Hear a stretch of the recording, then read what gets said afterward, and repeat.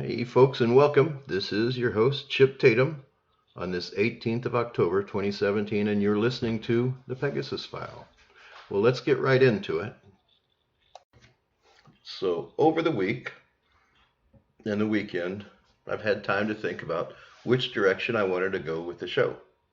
And, there's a lot in the news. There's a lot in the news about Las Vegas.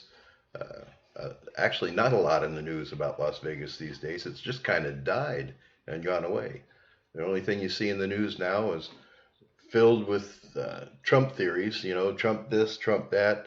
He's going down. He's not going down. It's just so confusing. So I don't even listen to that any longer. Trying to look for a direction for a show this week. Stacy reminded me that, remember the Ted Gunderson interviews you did when you first came out? And I do. And those are probably some of the pivotal interviews as I started coming out and presenting the truth to you people. However, that was in 1997. That was a long time ago. That was what? So what better? Why not do a 20-year anniversary, huh? 20 years talking about what really happened. Now, many people call them conspiracies. Yeah, conspiracy theories. But you know what happens when you work for the good guys your whole life and then discover that they may not be so good? Well, you got to do something. And so I did come out after being released from federal prison on the charge of treason. Now listen now. I was the first person charged with treason since 1952. Who was it? Tomoya Kawakita, I think it was, a Japanese interpreter they called Meatball, was in 52 charged, sentenced, and sentenced to death for treason. And I was the first person jailed by the feds for treason since then. I was held for almost 2 years until an appeals court judge out of Atlanta said, "You guys can't charge him with that. There's no way." But since then, I've been out and I've been talking, and there's a lot being thrown out there about conspiracies, conspiracy theories. So let's talk about that. Let's talk about what a conspiracy is. It's an agreement, okay? It's an agreement between persons. So you can't have a conspiracy with just one person who intend to gain some collective advantage while keeping their agreement secret from the public or from other people affected by it. Now, there's several types of conspiracies. There's a civil conspiracy, which is an agreement between two people to deceive, mislead, or defraud others of their legal rights or gain an unfair advantage. Come on. No one would do that, would they? They wouldn't throw a missile into the Pentagon and say it was an airplane, would they? No, that's just a conspiracy. There's a criminal conspiracy, and that's agreement between two people to break the law in the future, in some cases having committed an act to further that agreement. Then there's the political conspiracy. Oh yeah, an agreement between two people with the goal of gaining political power or meeting a political objective. Now, this is one I've never heard of. It's called the hub and spoke conspiracy.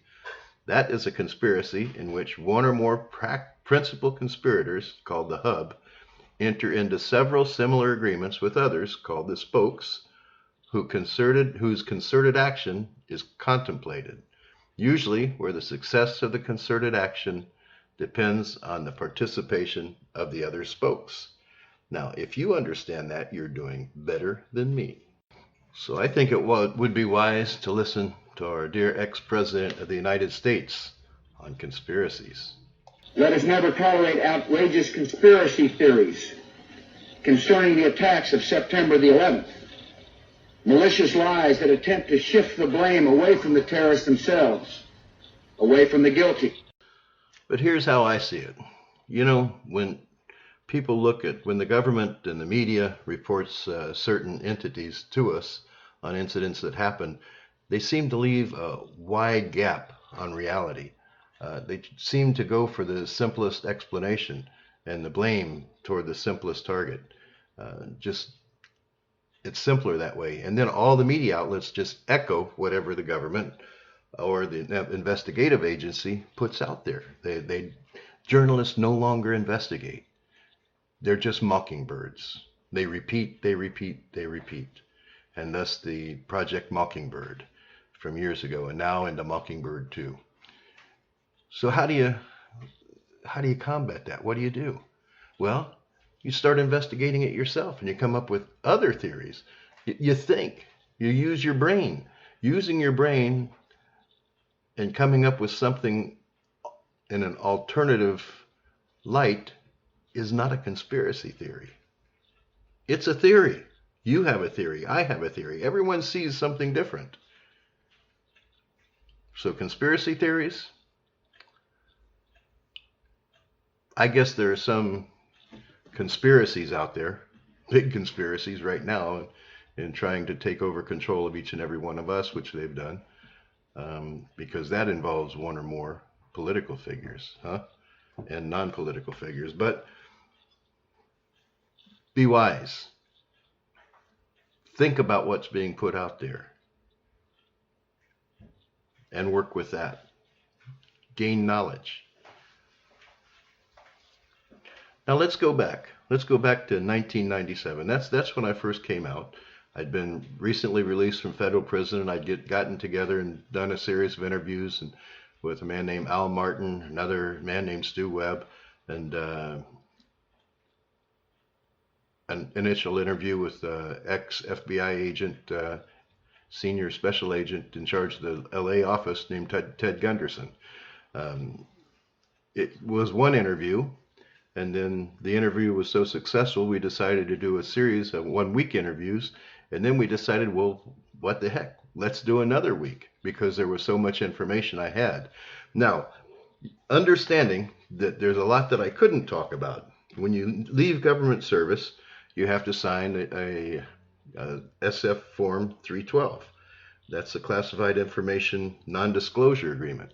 And that can stay into effect up to 25 years. So in 1992, when I left government service, I had to wait 25 years to come out with all of the information that I had gained through working for different entities in the government, through working with U.S. Air Force, U.S. Army, White House Command, Strategic Air Command, Communications Command, Tactical Command, all these military entities, U.S. Army Special Forces Command and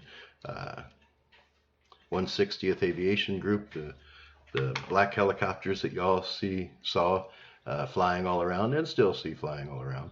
So as a entity involved with all of those, I had to wait 25 years before I could really talk about a lot of that, except when charged with treason, I was put before a federal judge. And as part of my defense, I wanted to talk about certain things and why I was being charged with treason by the Clinton administration and by the instructions of the Bushes.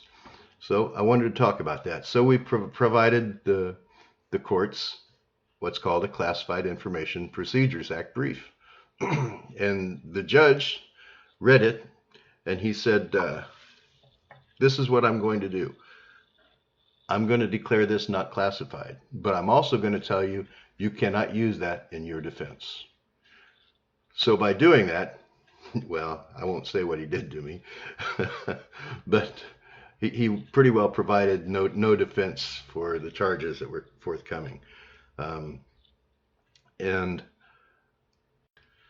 And unwittingly, he gave me the approval, since he declared them non-classified, to talk about those things. So in 1997, the winter of 97, I came out and started talking about some of the missions that I was involved in. One being Operation Red Rock, other mission being Iran-Contra, flying drugs for guns in Honduras, Nicaragua, El Salvador, interfacing with a man named Barry Seal, passing drugs and money onto him to be flown to the United States, to Panama, and other destinations, wherever he was paid to fly by the CIA and by the Enterprise. So I was able to talk about that. And I did start talking about that. And many of you are just recent to awakening to the truth about what's going on by what the deceit being thrown out by our government. So I thought it appropriate, let's do a 20-year reunion. So that's what I'm going to do. I'm going to start running these 12 programs. I'll run 2 programs a week. And you can hear what we had to say back then. And then think about what's happening today. It's pretty darn interesting. So without further ado, I present Mr. Ted Gunderson interviewing myself, Chip Tatum, and Stu Webb. Welcome to the Ted Gunderson Intelligence Report with former FBI Chief Ted L. Gunderson. Forward, but would like to come forward because of... Call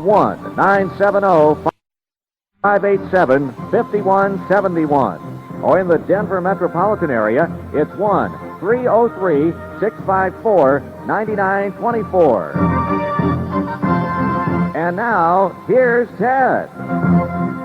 And good morning, all you beautiful people across this great land of ours, from the Pacific to the Atlantic. How wonderful it is to be an American, and I'm telling you, we had some guests today. Thank goodness for them, because it's because of people like this that we continue to be free in this great country, the United States of America.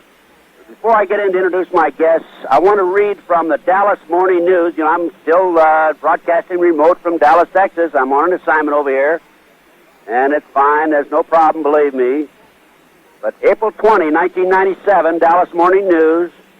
Here's the headline. Smith County Sheriff unveils armored unit. Military personnel carries add weight to war on crime. Tyler, Texas. That's in East Texas, folks. Not a large town, maybe 80, 100,000 people. Bad news for East Texas criminals. Smith County Sheriff J.B. Smith now has his own armored division. The sheriff threw a hamburger cookout last week to show off his department's latest acquisitions. 2 13-ton military surplus armored personnel carriers. The unveiling drew more than 135 people, including Texas Rangers, sheriffs, and police as far away as Lufkin and Carthage. It's a morale builder, Sheriff Smith says. The psychological effect on the crooks is something also. I think it has a way of intimidating crooks to know that one of these might come through their front door if they don't come out. What is going on in America today that the sheriff has to buy 2 13-ton military surplus armored personnel carriers? Wake up, America. Wake up. The New World Order is right around the corner. Okay, I have some outstanding guests. Not one today. And I'll start with Stu Webb. Stu Webb I've known for some time. Denver connection into the Iran-Contra, the Silverado savings and loan scandal, the Denver airport, and the HUD scandal. Stu became involved in exposing corruption in America through a marriage, and I'll let him explain that to you later. And we also have my friend. I've never had the privilege of meeting him in person, but he's got to be a great American. He's a combination of Rambo, Schwarzenegger, and John Wayne all wrapped up in one. Gene Chip Tatum. Let me just read from the Nexus magazine, which is published, by the way, in England. We can't even publish something like this in the United States of America. You know, the First Amendment, freedom of speech, religion, press. Yes, press. You should be ashamed of yourself. Mainstream media. Shame on you. You're not furnishing the American people the truth.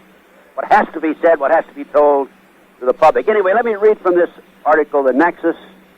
And it's May and April 1997, just out. Vietnam Special Force Air Combat Controller, 25-year CIA deep cover agent, U.S. Army pilot flying classified missions during the U.S. invasion of Grenada, Iran-Contra pilot flying cocaine shipments labeled as medical supplies, a member of the ultra-secret international G7-run Pegasus hit team. This is the extraordinary story of a man named Gene Chip Tatum. From sensitive, highly secretive, and heretofore largely unknown Special Forces covert operations in Cambodia, to wandering CIA assets, and Ollie North's Iran-Contra enterprise, as well as membership in an international hit team. Gene Chip Tatum has seen it all, done it all, is now telling it all. And congratulations, Gene, for coming forward. You have a great deal of admiration and respect coming from me, but also from the American people. And Stu, thanks to you for coming on the show and for making Gene available. Let's start out. Gene, are you there? I'm here, Ted. Okay, Gene, it's just absolutely fabulous that you're coming forward. I've known of a number of other operatives, agents, etc., who have not come forward but would like to come forward because of the consequences that are facing them if they do. And I'm aware that you have been through your trial and tribulation. You had some problems, attempts to discredit you, jail, and the whole 9 yards, right? That's right, Ted. I've been named Leonard Millman. That was... Were you from a rural background, a city boy, or what? I'm a city boy from St. Petersburg, Florida. Uh-huh. Spent my whole life there. Then when Vietnam came around, I was one of the low lottery people, and I decided, well, I really don't want to go to Vietnam. So I started shopping around. I went to the Navy recruiter. The Navy recruiter told me, look at these nice bell-bottom blue jeans. And back in the 70s, as a young, 19-year-old, that was pretty neat to me. Then the Air Force recruiter told me, Chip, listen, I want to make you an air traffic controller so that even if you do go to Vietnam, you'll be 100 miles away from everything. I said, that's for me. Well, I graduated in the top 10% of the class, and they came out with a new position, and that's called a combat controller, and that's where you jump in between the enemy and our lines and call in the airstrikes. That's a long ways from being an air traffic controller, Chip. Boy, I'll tell you. Well, do you feel you made the right decision? I do. I wouldn't change those decisions for anything in the world. It's a life that I've lived. It's a life that I'm proud that I lived. And I think I've done good for this country. But I think that the country needs some help right now. Well, you're a hero. You're a 100% John Wayne, Rambo, Schwarzenegger hero as far as I'm concerned. I read this article last night, and it's absolutely shocking what you are telling the American people now. You're coming out. How long have you been coming out publicly with this information? Oh, for about a year and a half. When the government decided to prosecute my wife when they were after me to discredit me, I knew then that things were very wrong. They brought a man in that didn't know her from the man in the moon, and he testified against her that he was a good friend, and it was absurd. Total lies, huh? Okay, It's time for a quick break, folks. We'll be right back. Ted Gunderson, Intelligence Report. No question about it. Be right back, folks.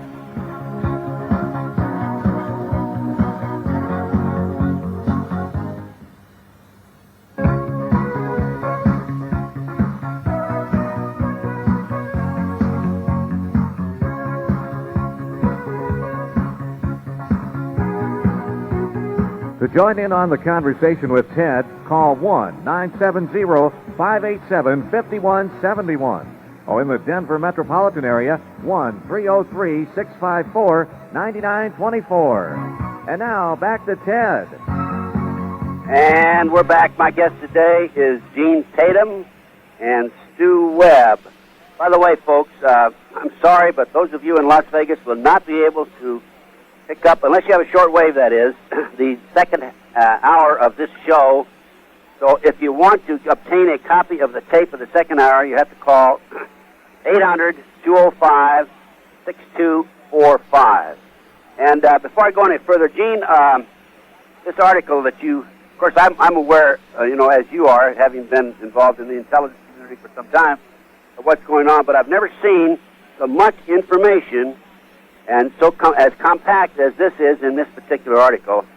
And there's so much here, and I'd like to get it out to the American people. Can you, if I clear my calendar all next week, starting with Tuesday, can you be with me for 4 or 5 days?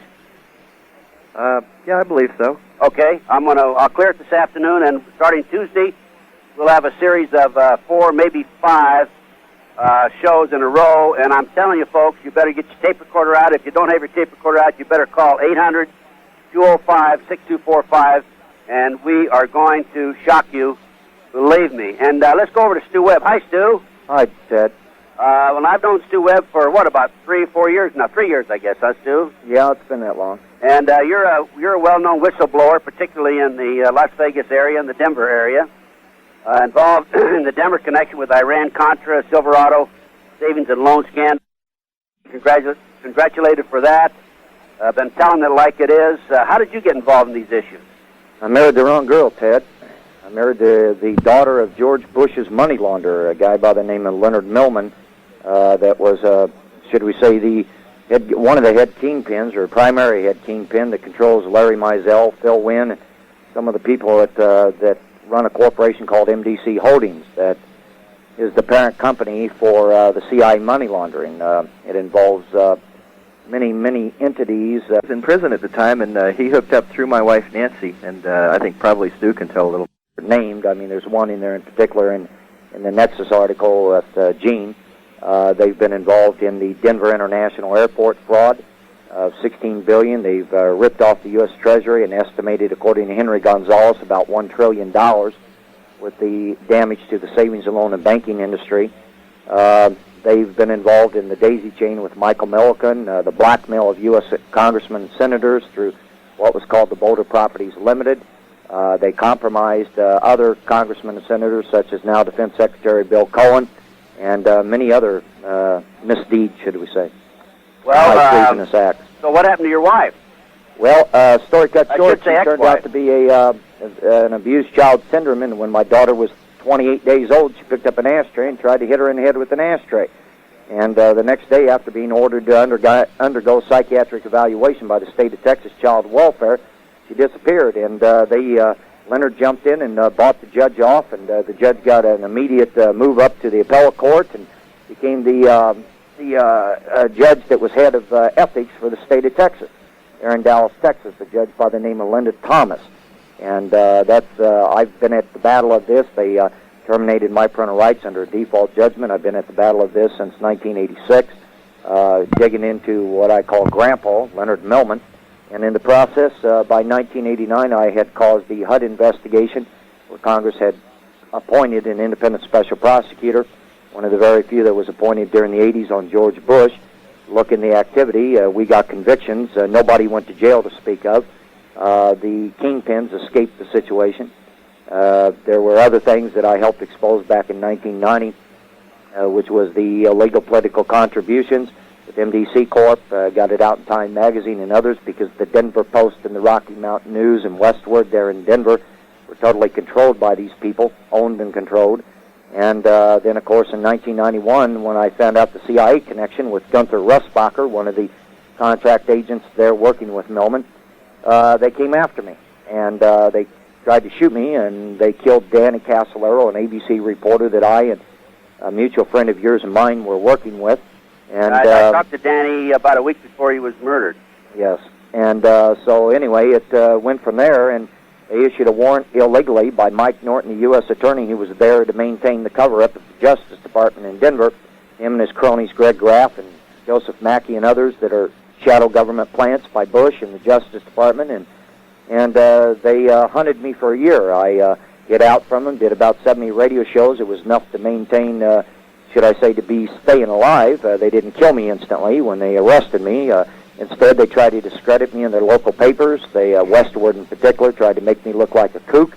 They later took me off. I'm surprised that they tried to do that to you, too. Yeah, they did. That's their typical MOS, should we say, package A, B, or C. Well, they put out the word that I was a homosexual suffering from mental problems, and they even put out the word I was trafficking drugs, but it didn't stick. Listen, let me get back to you in a minute, Stu, and to you, Gene. We're getting ready to go into a quick break, and when I come back, I'd be interested in finding out how you two got connected. We're going to be together here for 4 or 5 days, so we have plenty of time to really tell the story as it should be told. Be right back, folks, in just a few minutes. Time for a quick break. Ted Gunderson, Intelligence.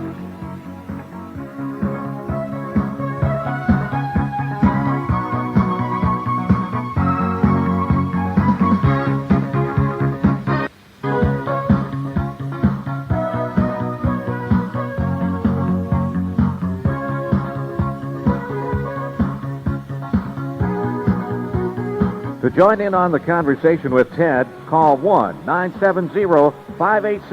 The Denver metropolitan area, 1-303-654-9924. And now, back to Ted.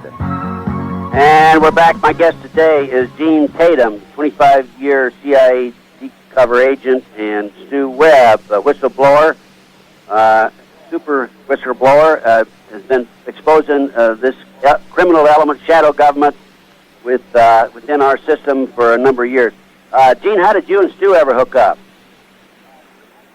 You know, I'm not quite sure. I was in prison at the time, and he hooked up through my wife, Nancy, and I think probably Stu can tell a little more about that. Yeah, why don't you just give us a little short synopsis on that, Stu? Basically, Al Martin, who I've been dealing with since 1991, he did a few radio shows back in 95 with me. Al's a former shadow government player. He was General Richard Secord's head accountant in the Iran-Contra. He had informed me that Gene was in jail and that Gene was a very important link into Colorado, that he had done business there back in the 70s, and so it was one of those things. From that point, I took it from there and tried to help him get some exposure. Okay, back to you, Gene. Gene, in reading this article, the Pegasus file, is that how you pronounce that, Pegasus? Pegasus. Pegasus, huh? Mm-hmm. What is the Pegasus operation? Well, at the time, Pegasus is a code name. Actually, Pegasus was a code name given to me by Mr. Colby in 1971. Mr. Colby being ex-director of the CIA. That's correct. He was a CIA station chief, or the equivalent thereof. We didn't quite have a station chief in Saigon. But he ran the agency in Saigon. He was the one who debriefed me after my captivity in Cambodia. I had a 92-day captivity as a prisoner of war. Following the debriefing, he explained to me that I would be under the operational control throughout the rest of my career of the CIA. I said, okay.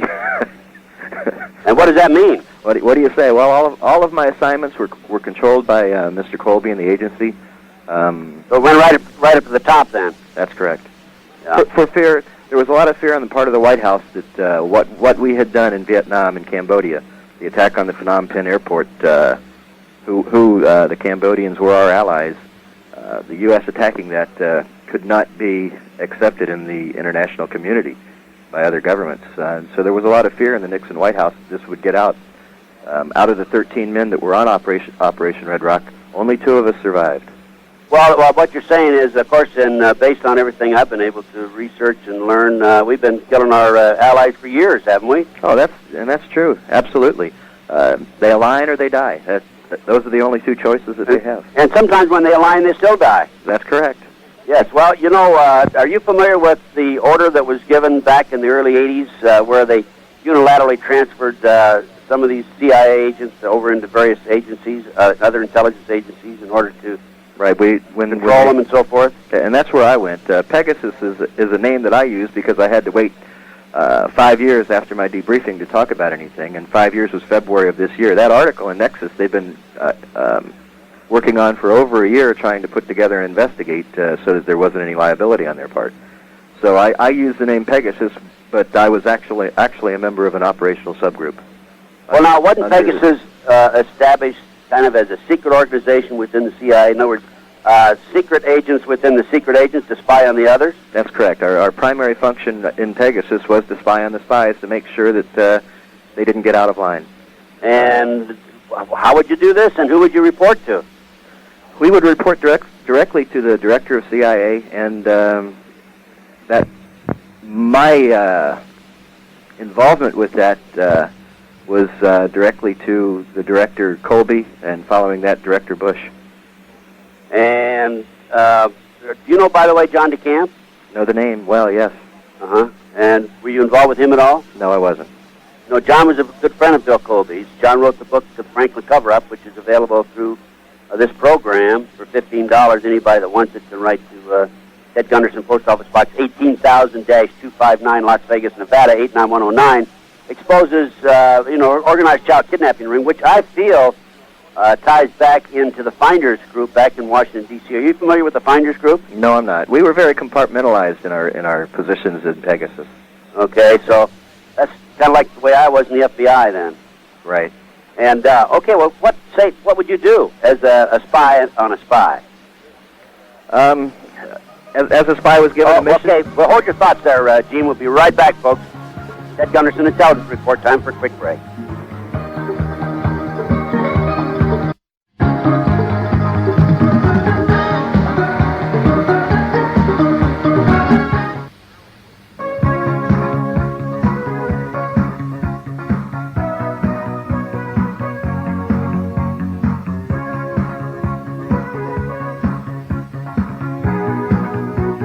To join in on the conversation with Ted, call 1-970-587-5171.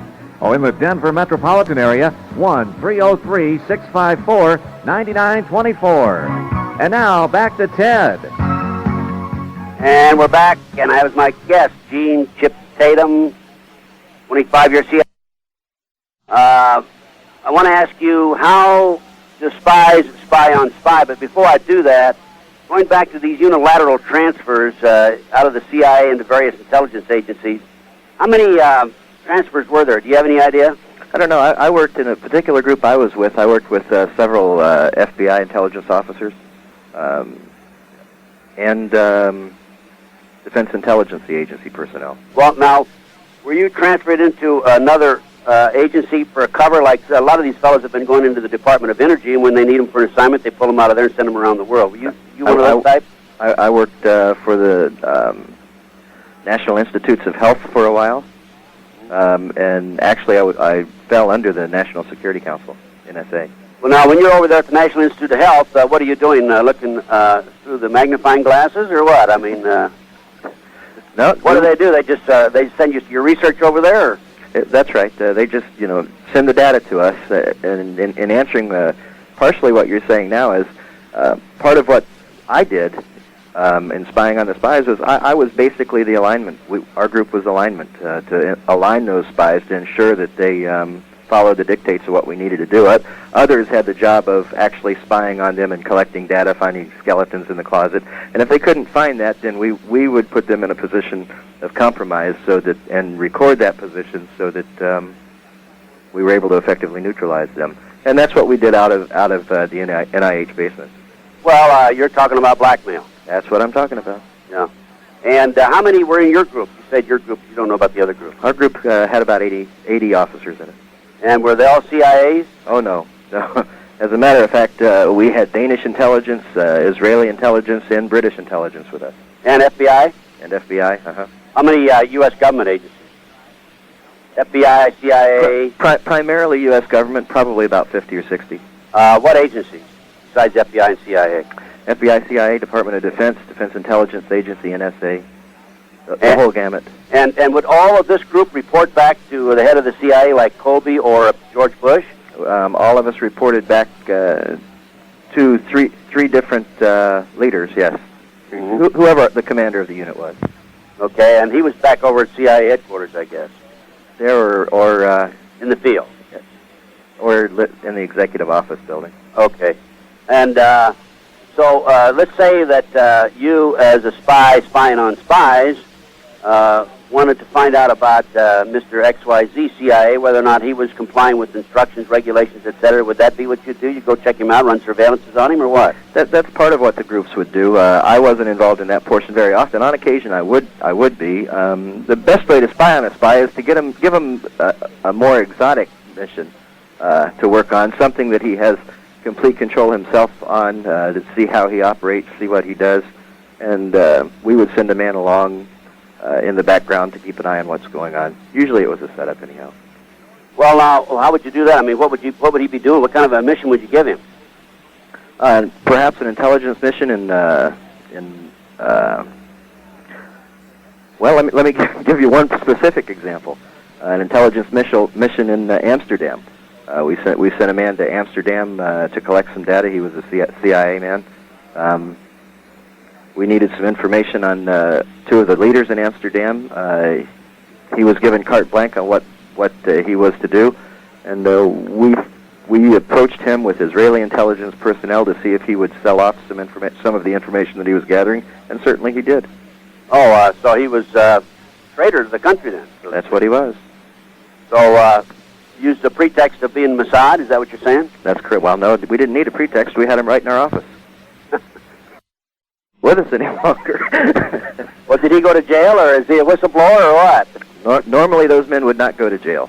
We had another place for them to go. Bye-bye, huh? That's right. You're talking about assassinations, killings. That's correct. Okay. And, let's go back to some of these other agencies. Like, did you have DEA in this group with you? We didn't have DEA with us, and on several occasions we supported DEA in ATF operations. My particular expertise was I can fly a helicopter into a country and out of a country. I can fly an airplane into a country and out of the country with my ATC back. Are you also, were you trained through Special Forces then? Yes, I was. Okay. Tell us a little more about your training besides that in Special Forces. Oh, gee. Firearms, of course. Firearms, NBC, electronics training, heavy electronics training. Meaning wiretaps and all that sort of thing? That's correct. Uh-huh. Nuclear, biological, and chemical training, how to utilize the weapons properly, maximum utilization of weapons, and so forth. And how about going behind enemy lines, and then going into a house, say, at night, and them not even knowing you're there? E&E training, sure. That's happened to me, by the way. Yeah. I've noticed several times. I've noticed something disappeared off my desk, and I figured the boys were in visiting me. Mm-hmm. Would that be normal? The boys are busy. That's correct. Would that be normal for somebody like me? Sure. As an FBI agent, as any intelligence or law enforcement agent in the United States, you were one of our targets. Uh-huh. And I'm probably a target right today, aren't I? I would say you probably are, Ted. Well, I've seen every signs of it, yes. Yeah. You had something you wanted to mention? Yes, I've had, visits. I think Gene could tell you who Bill Kelso is, William Kelso. I've also had the same thing to where they've tried from time to time to come in to siphon material, should we say. Well, I put a letter on my desk one night, right on top, because I was going to fax it first thing in the morning, and I got up the next morning, it was gone. And, but I've seen other signs, too. On one occasion, I know they put a penny on my bed. Did that mean anything to you, Gene? Did you put a penny on my bed at the foot of the bed? No, not necessarily. Different agents had different calling cards. That was just calling cards, then? Yes. And did they usually leave little calling cards behind when they do that? Sure. The saying with a penny is your life isn't worth a penny. Oh, is that what it is? That's what it is. Well, it's worth a lot more than that to me, I think. And I got news for them. I'm not through either. I haven't done all my whistleblowing either. So would they have, for somebody like me, would they have one guy assigned to me, or would they have a team assigned to me? Depending on the mission and the goals of the mission, you may have a whole team assigned to you. You may have one person. You may have people coming in and out of your life, not necessarily full-time, just, here, let's spend a week with this guy and go after him. There's so many out there that we had to align. Okay, we'll be right back, folks. Ted Gunderson, Intelligence Report. No question about it.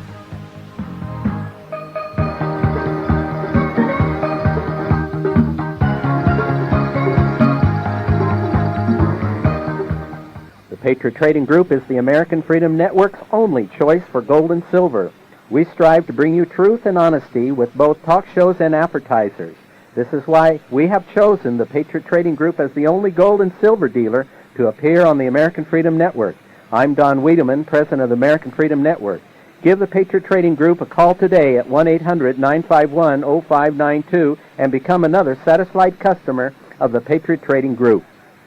When you're looking for alternative means of education, then you want to read Anyone Can Homeschool by Dr. Carrie Dorian and Zon Peters Tyler. They show you that homeschooling not only works, but it works well. Is homeschooling legal? How do you choose the right curriculum? How do you know your kids will be well educated? Anyone Can Homeschool also gives you contacts with organizations to help you. Soft cover and only $14.95 postpaid. Call 800-205-6245 to order your copy. 800-205-6245. If you own a copy of Make It Into the Wilderness, you've got to have this book. What book? Make It Into the Wilderness Part 2, Primitive Wilderness Skills Applied and Advanced. This book, Make It Into the Wilderness Part 2, takes the skills from the first book and applies them in daily primitive living situations. Make It Into the Wilderness Part 2 is only $19.95 plus shipping. Ordering is easy. Call the American Freedom Network at 1-800-205-6245. That's 1-800-205-6245.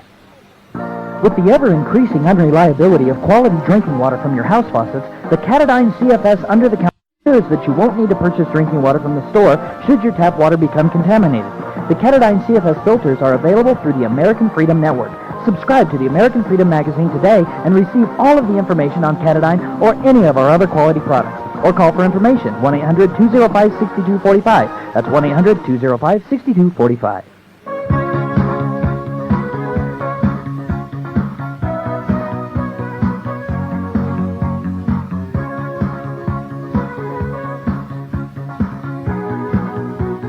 To join in on the conversation with Ted, call 1-970-587-5171.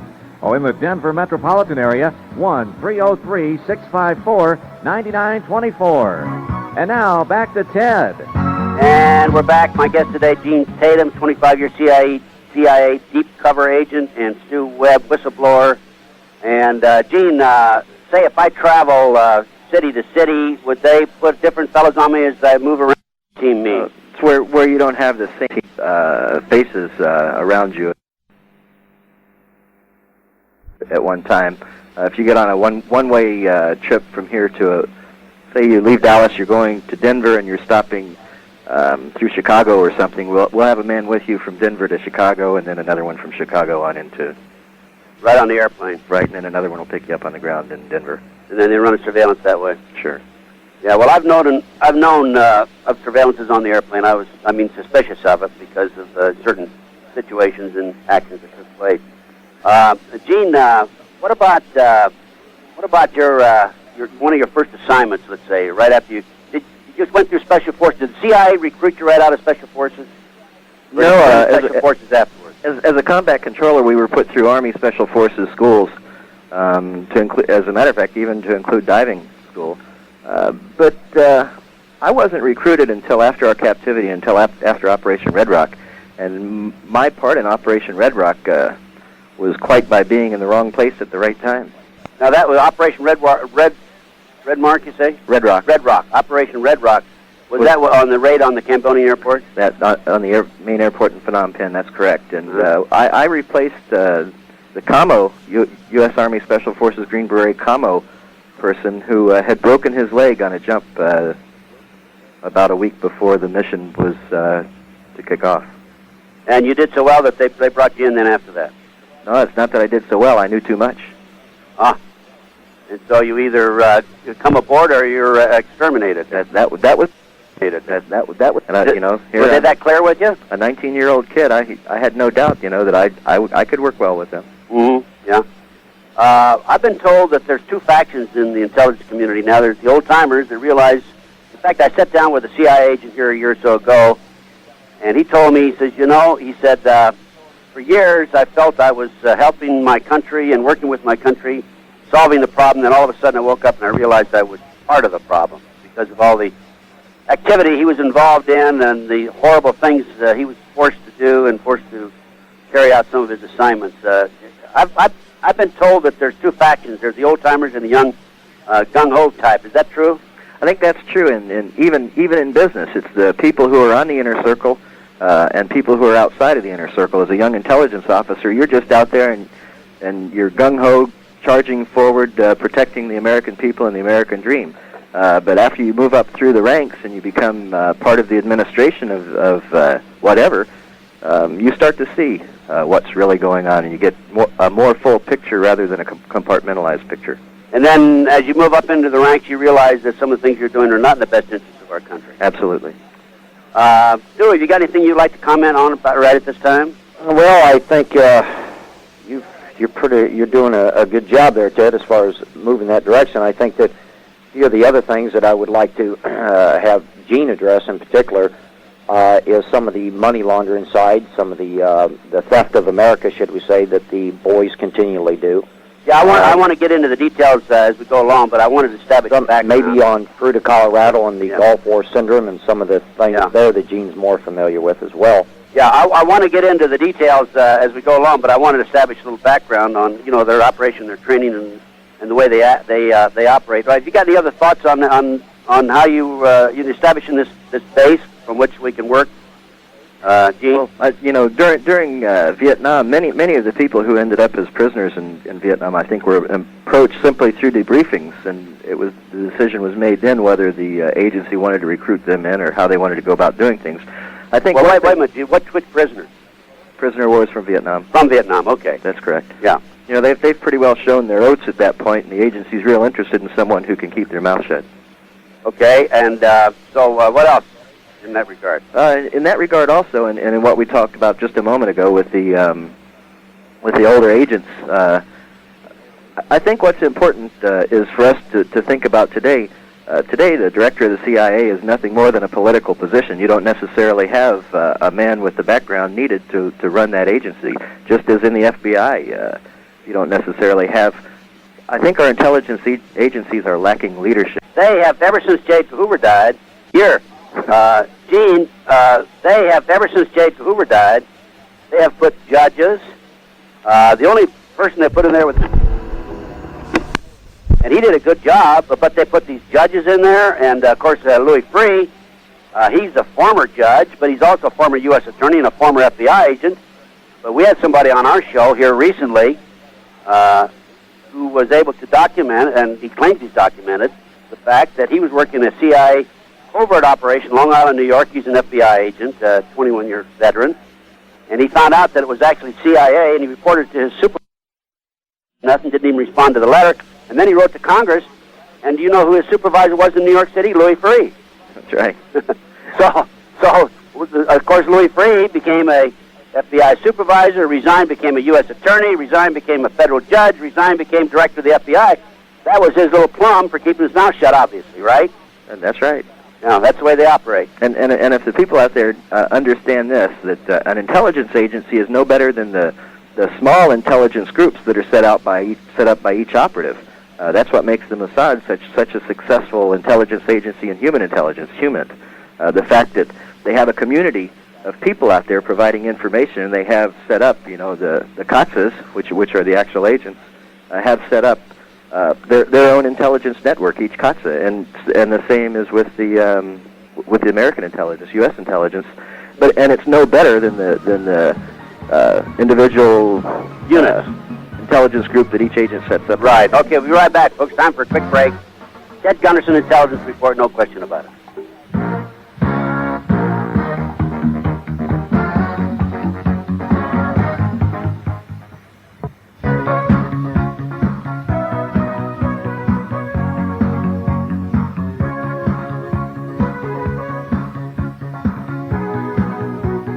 To join in on the conversation with Ted, call 1-970-587-5171.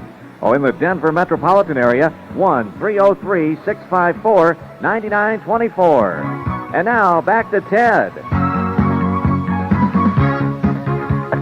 Gene Tatum, 25-year CIA deep cover agent, and Stu Webb, whistleblower. Gene, by the way, and Stu also, that FBI agent that tried to expose that CIA covert operation, not to the public, but through the channels, thinking he was, hey, he's an all-American guy, right? By the way, he was a highly decorated Vietnam veteran and was a lieutenant colonel in the reserve. He's now serving 30 to 50 years for supposedly sexually molesting a child. Isn't that kind of a kicker, huh? Is that Mr. Taus? Yes. Yes. You know about the case? Yes, I do. Were you involved in that? No, I wasn't. What do you know about the case? You can bet he was effectively neutralized. That was what they did, right? That's correct. Do you have any personal knowledge about the case? Not direct, but indirect from friends. Can you tell us about it? Still active in the community. I'd rather not right now, simply because the people I'm working with and trying to write that. Okay. Well, I understand. If I ask you any questions that are you don't feel like answering, he's getting ready to go into the appellate level, and we have some information we're providing for that, and we don't want to... Yeah, of course. Well, if I ask you any questions that are going to create any problems for anybody, of course, I would tell me it's not a problem for me. Let's move on over, and what about the MIAs and COWs, Gene? What do you know about that? I know that in the late 70s, I was sent to Italy to infiltrate Yugoslavia and the communist bloc countries, the Bulgaria and so forth, looking for the possibility. we had received information early that there was a possibility of POWs, MIAs who were moved through Burma into this and into sent to communist bloc countries to be held there. So we started looking, and I would report that every Monday I would have to go back to Aviano Air Base to the command and control center where we had a secure line, call into Washington Switch, and speak with the director.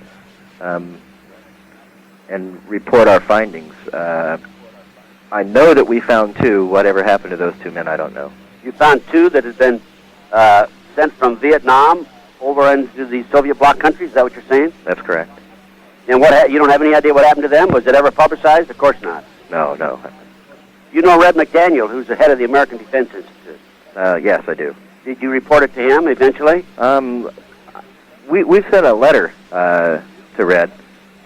I did it out of prison, and I never received a return, but it doesn't mean I didn't get an answer. It just means I didn't receive it. Well, you know how to get a hold of him now. If you don't, I do. I know him very well. I think my wife has that in her on her computer. About POWs, MIAs, I feel it's a massive cover-up. You? Well, I know in Vietnam, the knowledge I have about POWs and MIAs as having been one, is I was tortured by a Red Chinese officer, and I'm very upset about the fact that our negotiations with the Chinese right now include land ownership in this country. Well, you don't think it's a good idea for them to have part of the Long Beach Navy Yard? I don't think it's a good idea for them to be outside of the mainland China myself, but... Well, I have to go along. Hey, it's time to close the show. I'm sorry. Hang on, folks. We got another hour. Intelligence Report. To contact us, write the Ted L. Gunderson Intelligence Report, P.O. Box 18,000-259, Las Vegas, Nevada, 89114. Report with former FBI Chief Ted L. Gunderson.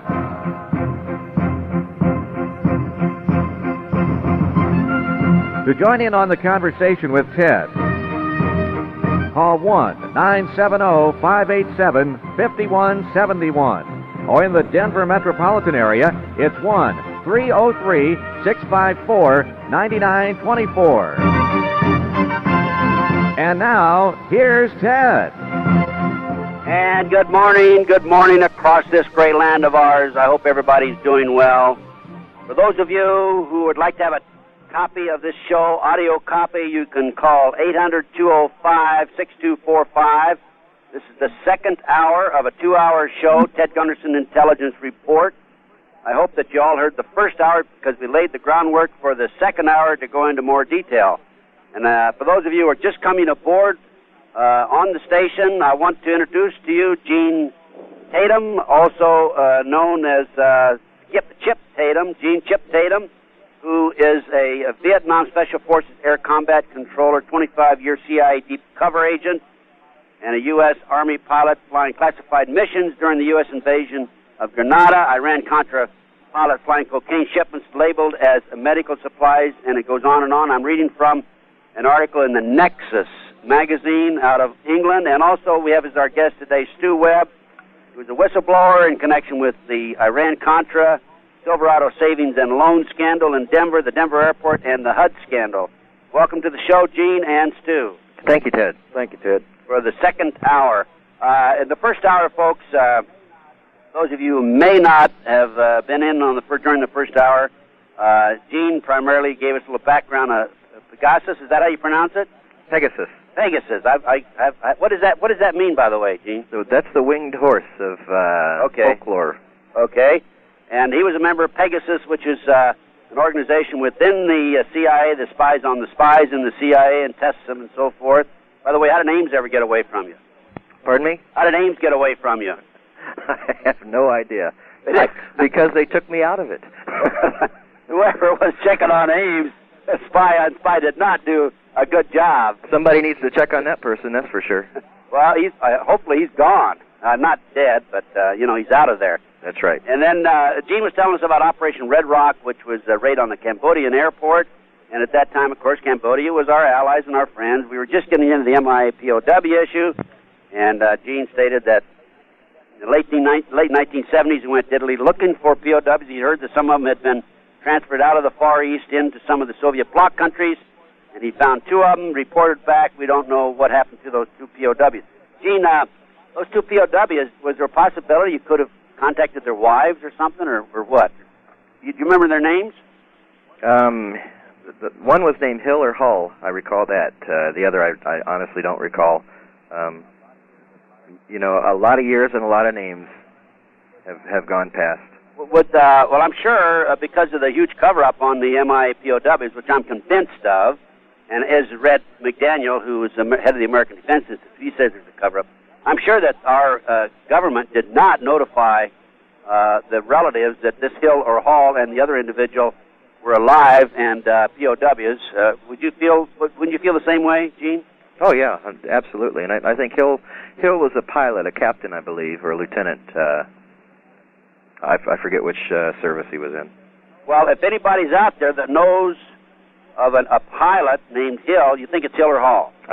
I almost think it's Hill, but it may be Hull. Name Hill or possibly Hall, call the radio station, and maybe we can help you out as far as your loved one is concerned.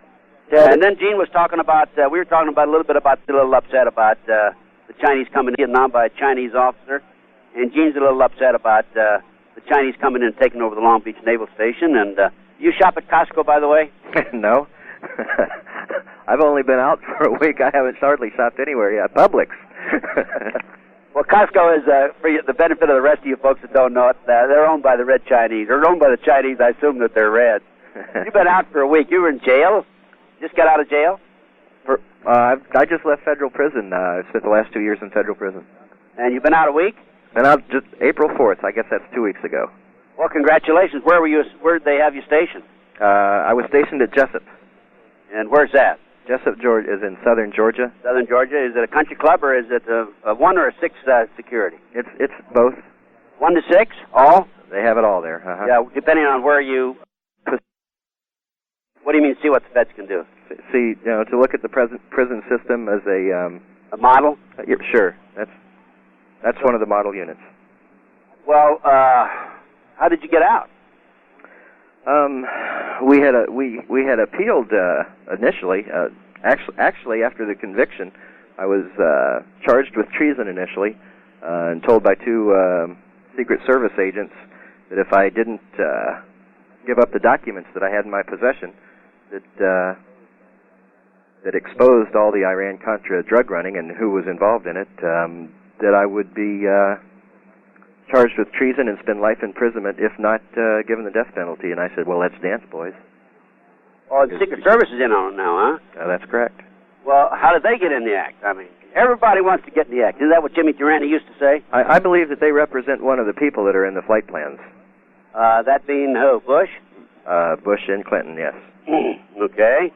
And we're going to get into more details about the drug operation, but when were you charged with this crime? 1995. And 2 Secret Service agents, you care to mention their names? No, I won't get into that. Okay. Only because I can't. I don't know their names. I know that they were there. Well, that's all right. If you don't want to mention names, just tell us. So they 2 Secret Service agents came to you and said, give up your documents or you go to jail or maybe life in prison or maybe they're going to 10-7 you, meaning put you out of service forever. And you said, let's dance, and what happened after that? I published those documents. Good for you. That's why you're alive today. That's correct. Well, no, I published the documents that only go as high as Mr. Bush. There's some people who we collected goods on for a retirement, myself and other members of our group, and keep those tucked away. And I think that's really what keeps us alive. We intend to go forward with this information on Bush and his underlings. Now, wait a minute. So the second group of documents relate to Clinton? No, the first group of documents relate to Clinton. Okay, we'll be right back, folks. Time for a quick break. Ted Gunderson, Intelligence Report.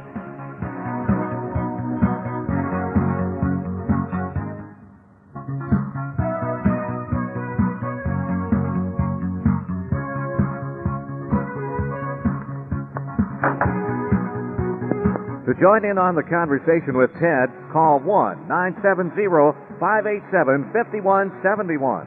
Oh, in the Denver metropolitan area, 1-303-654-9924. And now, back to Ted.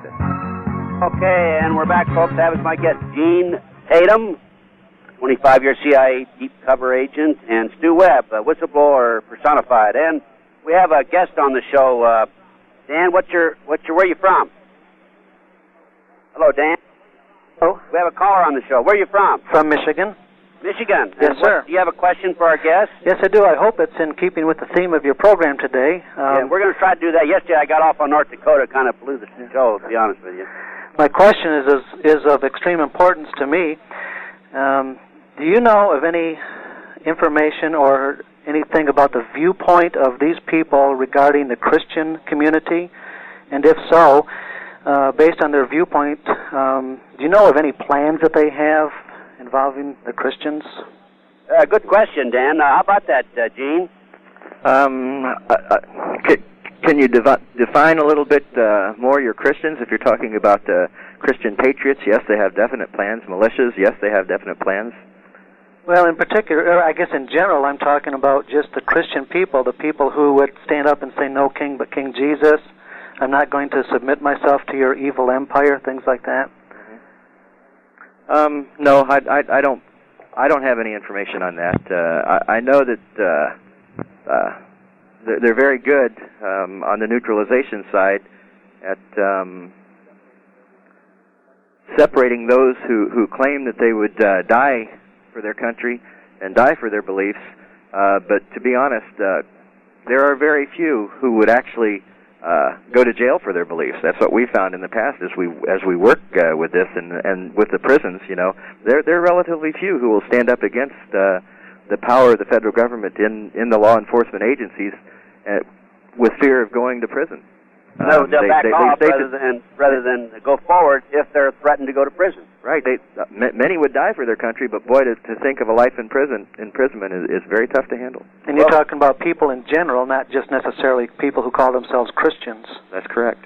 If I may inject here for a moment, Gorbachev has a plan that's designed for this coming June, where they're going to be announcing, and they're having a meeting of the churches worldwide. They're trying to unite all the Christian community and the churches worldwide. And of course, Gorbachev, I understand, in return, he's going to get his seat on the Trilateral Commission in exchange for this. Well, let's face it, our churches have been infiltrated. And the leaders of I'm concerned. Coming back to your question, Dan, Gene, what plans do they have for the militia and the patriot groups? Like, you talking about the red, blue, and green list? Well, yeah, sure, and I think the basic plans are to even though militias are I think the government's trying to give them a persona of being a very offensive in nature, but militias are very defensive in nature. They're there to defend our rights and defend our country, and they're not going to lash out until they're backed into a corner and see that we have nothing left. So it's a defensive posture that our militias have, not an offensive posture. However, what the government does is they'll neutralize them. They'll take an ATF agent, or they'll take an agent, or they'll put a confidential informant in who has been trained on explosives and so forth, and talk these people into the fact that one day you're going to be put in a corner, and that AR-15 isn't going to be enough. You're going to have something more, and so they'll get into an illegal weapon or two, or perhaps a pipe bomb, and then they'll turn them over, and that does end that little group, doesn't it? That like Randy Weaver. Exactly right. Yeah, they had a sawed-off shotgun that was a quarter inch too long, I guess, or too short. And what about this red, blue, and green list? Do you know anything about that? No, I don't. Well, the red list are the ones that are going to be picked up and executed before martial law. The blue will be the ones that will be picked up and executed after martial law, and the green will be the ones they think they can repatriate. I've got information on that. It's Operation Garden Plot, I think, is the key word. Yeah, any more questions, Dan? No, I think that about covered, but let me just ask you, from what I heard you say, they view Christians as long as they don't stand up and shout too loudly, we'll leave them alone? I think that's probably correct. I think what Ted said a moment ago is the Christian movement and Christian leaders, on the whole, have been pretty well neutralized already, and if a person has a leader that they're willing to follow and he's been neutralized, that's who they're going to follow, and that's the dictates that they're going to follow, is whatever that leader gave. They aren't going after the people, they're going after the leaders. So which group, the red, green, or blue, I think you referred to it, Mr. Gunderson, if we as Christians are not willing to submit ourselves to their evil dictatorship, and we're willing to stand up and say we'll die for King Jesus, what list would we be placed on? Well, that'd be a decision probably made on an individual basis. But I would say, I think basically what Gene is saying, they will probably say to you, well, okay, fine, if you're willing to die for King Jesus, let's go to jail tomorrow. And if you're, say, and you'd either go to jail and because you were willing to die, or you'd back off and say, okay, I changed my mind. Mm-hmm. I don't want to spend any more time in the joint. Mm-hmm. And I already have. Isn't that about it, Gene? That's just about right. All right, thank you very much. Okay. Any other callers? Just feel free to call in. You know, I want to ask you a question, Gene. So, by the way, Stu, chime in here if you have something you want to comment on. Okay. It's time for a quick break. They sure come around fast. Ted Gunderson, Intelligence Report. Be right back.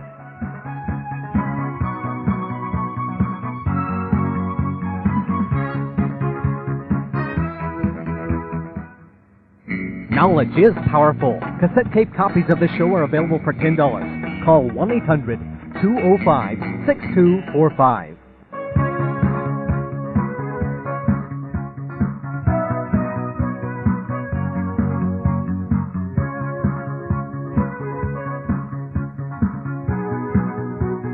To join in on the conversation with Ted, call 1-970-587-5171. Or in the Denver metropolitan area, 1-303-654-9924. And now, back to Ted. And we're back. My guest is Mr. Gene Chip Tatum, a great American hero, folks, and Mr. Stu Webb, a whistleblower and also a hero. These fellows have stepped forward at the risk of their lives to tell us what's going on and what's gone on in the past, exposing the graft and the corruption and the dirty deeds of the shadow government that we are living with today. And we have a caller, Cliff from Colorado. But go to Cliff. I'd like to mention, hi Cliff, are you there? Yes, sir. I'd like to mention, folks, that Gene has so much information, and Stu too, but we're going to concentrate on Gene at first, that we're going to bring him back to a series of 4 or 5 shows in a row, starting on the 30th. Gene, can you make that for us? Sure I can, Ted. And I also have, if people want to get it ahead of time, the things we can talk about is a copy of the Tatum Chronicles, those documents I said that we published. Okay, how do we get a hold of those? 1-800-729-4131. 800-729-4131? That's correct. And that, you call those the Clinton Chronicles? The Tatum Chronicles. Tatum. Okay, they're yours. They're mine. They're DOD flight plans from Central and South America that were filed with the government of Honduras. When we landed, we noted on the back of the flight plans some of the things that happened. We received certified copies of those in 1995 from the Honduran government. So those are available to the public. Wonderful. I'd be sure to get me a copy too, Gene. You bet. I'll shoot a copy right out to you. Yeah, and also I'd like to have a hard copy of this article from Nexus magazine. Well, I'll send you a copy of the Nexus magazine. I have to commend Mr. Duncan and his staff on that. They did a wonderful job with it. That's a great, and that's great only part article. one. There's another part coming out in their next issue. Oh, great article. That's published in England, right? Australia. Australia, okay. However, it is available in the United States, and I have a number for them also. Give us that number. That's 815-253-6464. 815-253-6464? That's correct. Okay, and that's for Nexus articles. That's in Kempton, Illinois. The name of the article was Boss Hogs of Drugs is on the cover, and then the Pegasus file inside. Okay, I want to get back to Gene and ask him some more questions in a minute, but Cliff from Colorado, you have some questions you want to ask. Yes, I had a couple of questions, and then I had a comment. I guess let me make the comment first. I joined the service in 1957. I joined the National Guard in Texas. Went to college. I wanted to be in the FBI, believe it or not. You had to be a pre-law or accounting major, if you recall, Ted. I just couldn't handle accounting. So I went in the Air Force ROTC and went on into the Air Force and did a 5-year hitch and was in material air transport and got out in 67 and all I wanted to do was make some money. And I mean, legitimately. I went down in California, went in the cattle business. But my point was... Are you rich today, Cliff? No. Anybody in the cattle business is rich. The only one I know is Hillary. Okay. And those were paper cows. Okay. You got it. I also want to tell you how much I admire your guests. They are true patriots. These are real Americans, folks. Yeah, I'm just honored to be able to call in and talk to you folks. Let me say something real quickly here. I recall in the Air Force,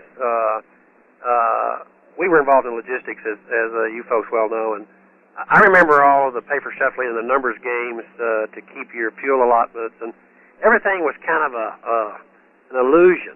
And I had a cousin who flew off the Kittiak. He was a Gibb guy and back on the Phantom, and then he moved up to A6 driver and went on to the Pentagon, became a captain of the Navy. And I went to several BOQ parties with him on the Kittiak when we were both in California, and they talked about the sorties flown in Vietnam just to no armaments, just to make a run and keep your fuel allotments. And I guess what I'm saying is, as a veteran, I always thought the phony numbers thing started in Vietnam. So I read Craig Roberts' Medusa Files book, and I guess it started way back before that in the Second World War. So I guess what I'm saying is, I wanted to ask you, gentlemen, when did all of this lying, cheating, traitorous activity on the part of bureaucrats, when do you folks really believe it started? I mean, it's out of control now, but... I think with Cain and Abel. Did we ever have an honorable federal government? Well, not in my lifetime, I don't think. How about you, Gene? I know that there has been a lot of what's the word I'm looking for? Misinformation from the government, disinformation for years. Can I ask one more question? Yeah, well, stay on the line, Cliff. Thank you. I appreciate it. Be right back, folks.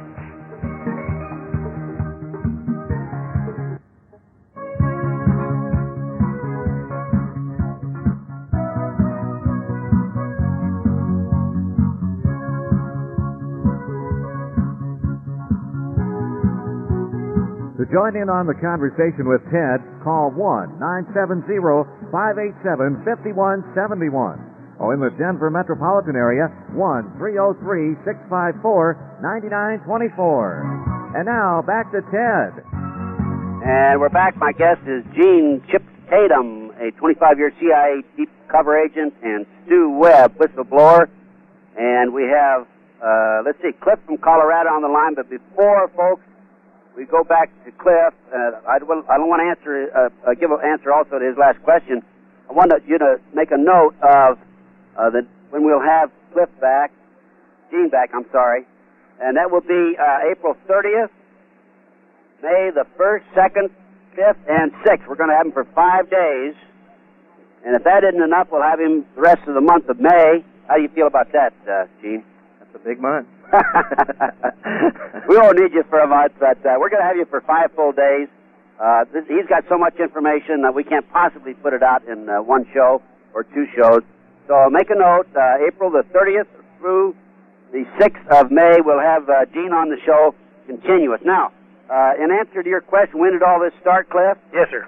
I think that 6, Adam Vsaught, who established the Illuminati, I think that's when really they made the first real organized effort to control the media, to control the population, and to take over and destroy the sovereignty of various nations and to destroy our religions.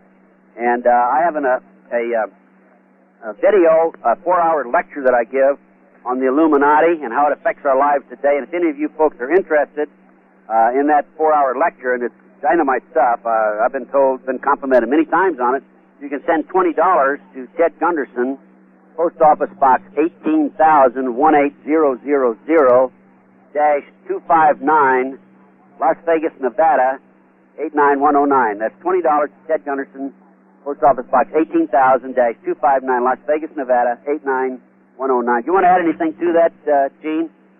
No, I don't think so. That pretty well says it. I know that on the Pegasus side, they've been in place since the 50s. Well, Ted, let me comment on that and then ask one question and I'll get off the line. Okay. That means, if we're talking about the Masons' involvement, that means that George Washington was involved. No, I don't think so. Right, do you think the Masons are involved in Illuminati? Well, there is the Masons are like the Pegasus. Am I pronouncing that right, Gene? Pegasus. Pegasus. That's the flying horse of mythology. Yeah, they're like the Pegasus. Yeah.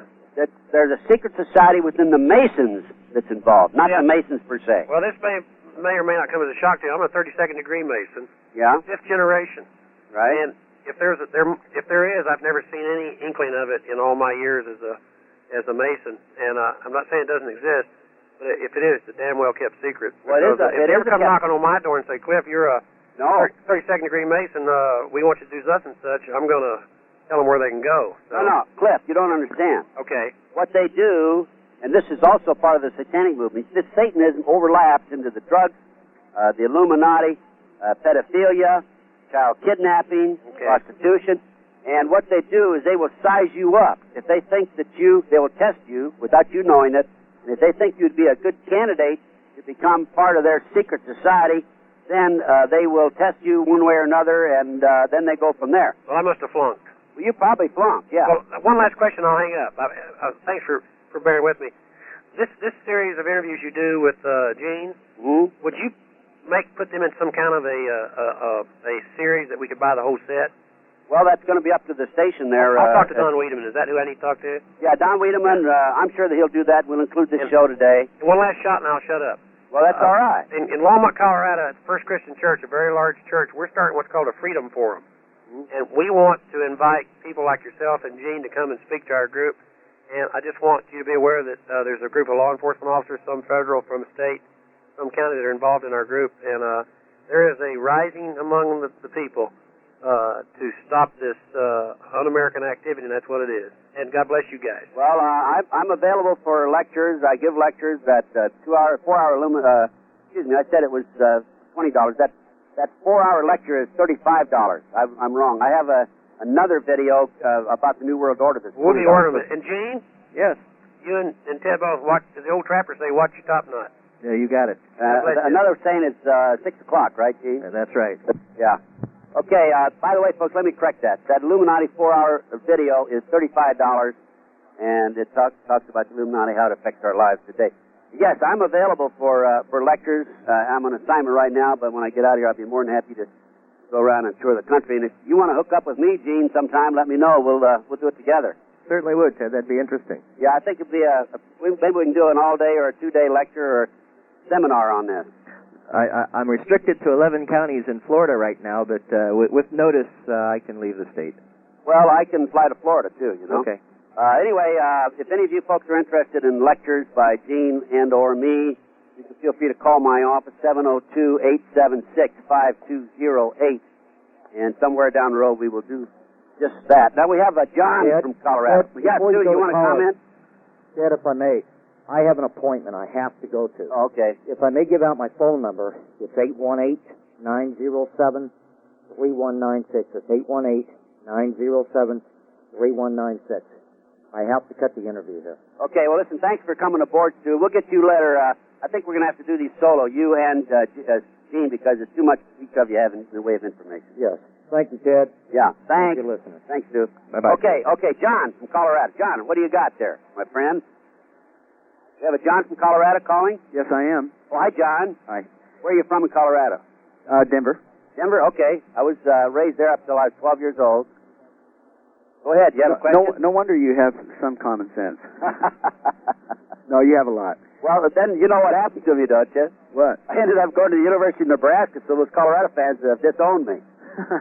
Well, that's a good combination, though. John, you have a question for Gene Tatum. I do. First of all, I wanted to know what month or which issue that Nexus magazine was.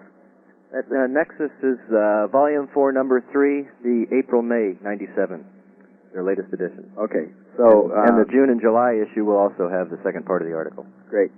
And then I had another question on the POWs. You mentioned earlier why they kept some of them and not other ones. Could you explain that a little further? I don't know why they kept some of them. On my side, I was just given the mission to task with looking for some in that arena, and I was, quite frankly, very surprised that they were even looking over there, but they were definitely looking over there. Okay, because I wonder if they were using them for mind control. In what setting did you find them? We actually found them in Bulgaria. What were they doing? I have no idea. Oh, okay. I just know the men were being held in prison in Bulgaria. Okay, in prison then. Right. I didn't know if they'd be workers or whatever. And then the last question, sometimes... Well, you'll have to hold this line there, John. We're going to have to take a break. Be right back, folks. Ted Gunderson, Intelligence Report.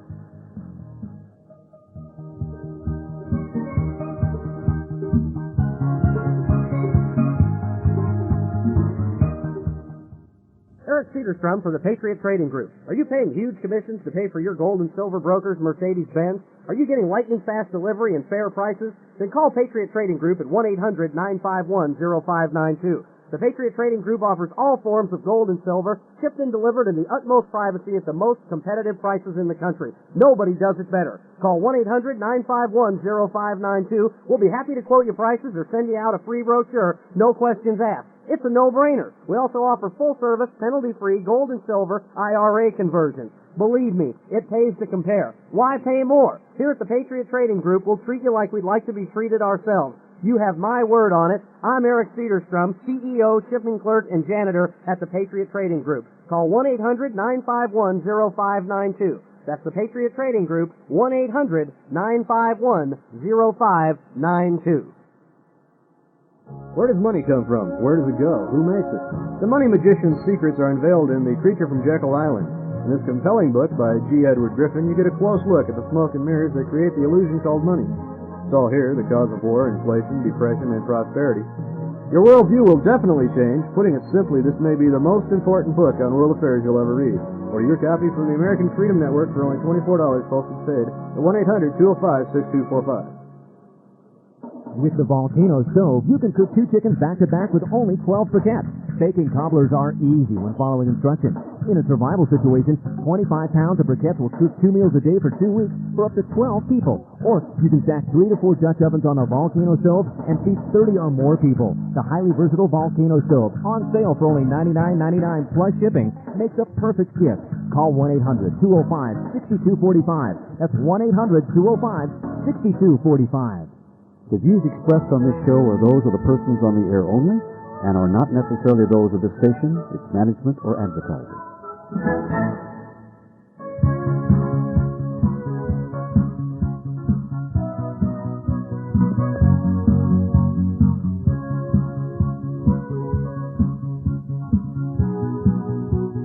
To join in on the conversation with Ted, call 1-970-587-5171. Oh, in the Denver metropolitan area, 1-303-654-9924. And now, back to Ted. And we're back. My guest is Mr. Gene Chip Tatum, who is a 25-year CIA deep cover agent. And on the line is John from Denver, Colorado. Okay, John, you had another question? Yes, I did, and he doesn't have to answer it now, but I hope that in the next, either today or in the next series, he can answer how he was the only 2 survivors out of, 17 that went into Cambodia or whatever that was? Out of 13.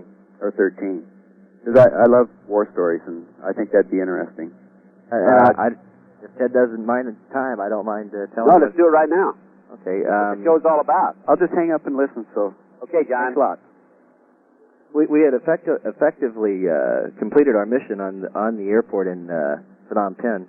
Very successful, but unknown to us, there were a group of Montagnards that were assigned as a transportation point for us to leave the area of operation and get back to our home in Nakhon Phanom, Thailand. NKP Thailand is where we based out of. We didn't know that they had orders to kill you, to kill us. So I was a young kid on the block. I wasn't particularly adept in the arena. However, the special operations people that were with us were well seasoned. I mean, my idea of shooting the AK-47s we were carrying at the time was squeeze that trigger till it stopped, and I wish the clips were bigger. But we were ultimately captured. We were tortured. Many of us were killed. I was severely beaten, severely tortured, and as a matter of fact, when it was all said and done, in a coma for weeks from routine patrol of U.S. Marines.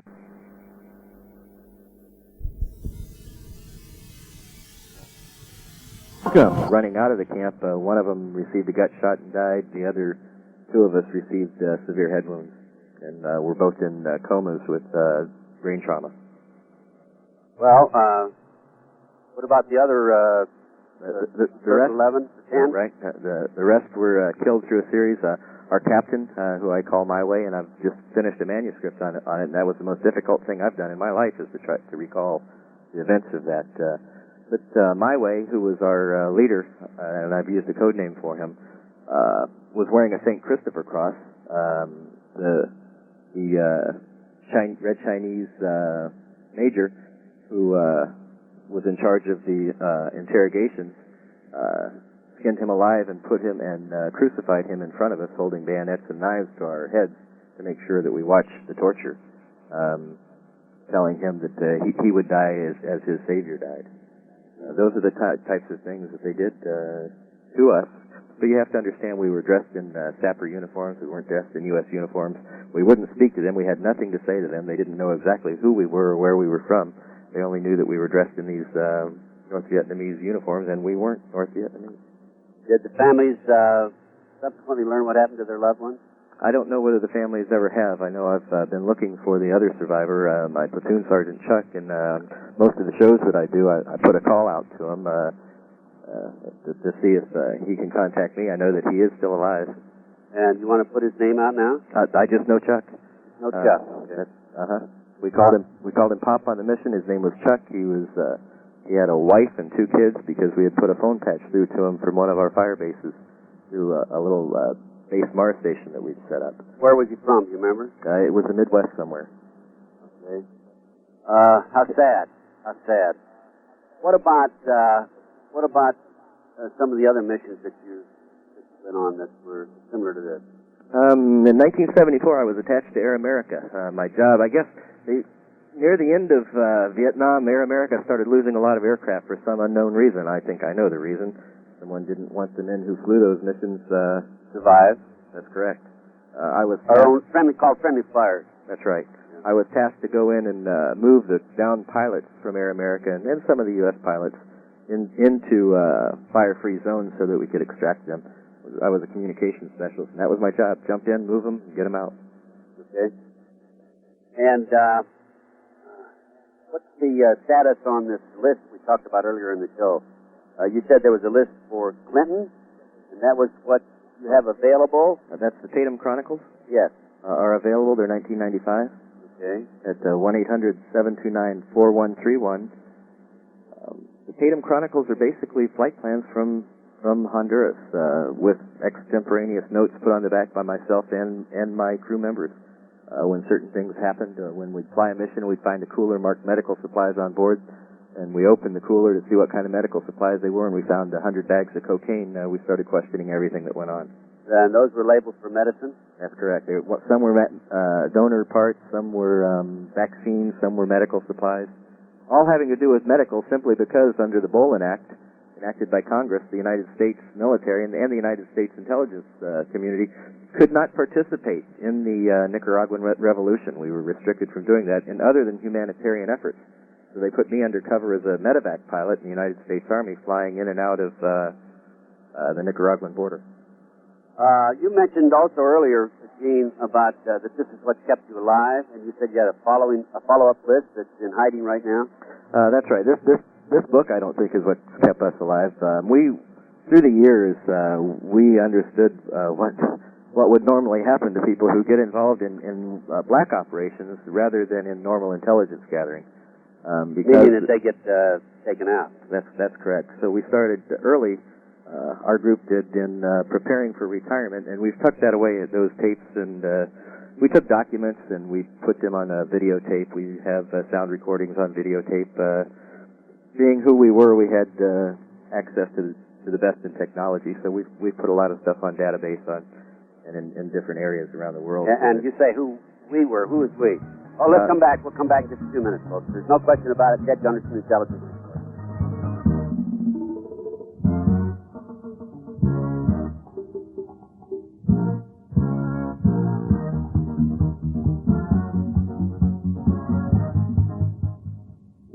You've seen the recent write-ups in magazines and newspapers. Now you can rediscover the most ancient building material on Earth in the rammed Earth House, or discover the benefits of the straw bale house. These building techniques are inexpensive and easy for do-it-yourselfers. These techniques have been used in other countries for years. The rammed Earth House, or the straw bale house, is yours for only $29.95 each plus shipping. Call 1-800-205-6245 and order yours today.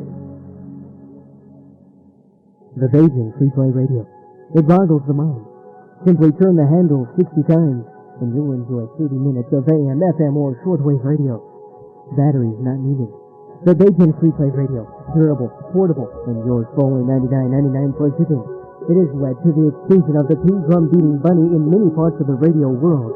Call the American Freedom Network at 1-800-205-6245 to order yours now.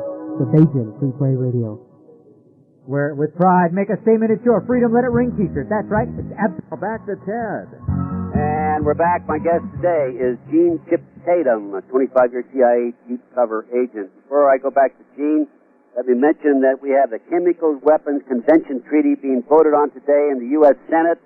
It allows foreign nationals to come in and steal our secrets legally, meaning that they can just walk in the plant and say, oh, let me have that blueprint over there on that board. And if you want to stop it, you've got to call 800-962-3524. That bill is being voted on. We need to stop it. So voice your displeasure with it by calling 800-962-3524. It's called the Chemical Weapons Convention Treaty. It will be voted on, I believe, today or tomorrow. I think it's today. Okay, back to you, Gene. And by the way, folks, now don't forget, mark it on your calendar and tell your friends, we've got to listen to this. This man has a lot to say, starting on April the 30th through May the 6th. We're going to have 5 shows with Gene Tatum on the show. And when we come back, after this show today, we just have a few minutes left today, we'll be discussing, again, the POW issue. We'll be talking about the downfall of communism, the FBI hauling north, the Mossad, Bush, Jeb and George, Nixon, Reagan, Clinton, the Mina connection, Dan Lassiter, the Contras, Sandinistas, assassination of Jack Kennedy, the Mafia, and Ross Perot, McVeigh, and the Oklahoma City bombing, satanic worship, Buck Ravel, the FBI liaison with Ollie North, Kissinger, General Noriega, Satanism. We'll talk about Henry Hyde, who was the black money man for the CIA. Talk about Barry Seals, the DEA, and more. So don't miss these shows starting April 30th, a series of 5 of them. Now, when we left off, Gene, gosh, there's so much information. You were talking about, as I recall, I asked you who we was, and there was another question I wanted to ask you, and I should have written it down, but I didn't. You remember what it was?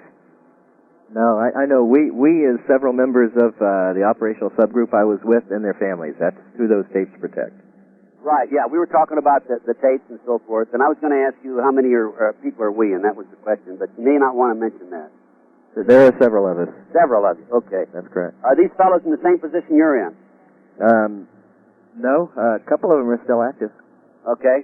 How are you protecting yourself? You know they got surveillances on you, they've got taps on you. They're listening as we speak. I know, but do they know who these other fellows are who are active? No, they don't know who they are. But that's what I'm saying to you. I mean, you've got to be real careful with that. That's correct. Are these other fellows gentlemen going to be coming forward, you think? I know 2 of them are ready to. In the very near future, they'll be coming forward, yeah. All right, let me know. I'll put them on the show. You need more than 5 days on this show. I have 25 years worth of experience. If anyone wants to pick my brain, it's here to be picked. Oh, is 5 days enough? I think so. Okay, well, if it isn't, we'll have you back. I think it would be interesting to have David Guyette, the author of the Nexus article, along with us. Okay, can you call him? Sure, he's done a lot of background on it. Carries all the documents to substantiate everything. And where is he in the United Kingdom? He's in England, right. England, okay. We'll talk about that, folks. Time for the end of the show. Thanks for tuning in. Be sure to tune in tomorrow. We've got another exciting show for you. To contact us, write the Ted L. Gunderson Intelligence Report, P.O. Box 18,000-259, Las Vegas, Nevada, 89114.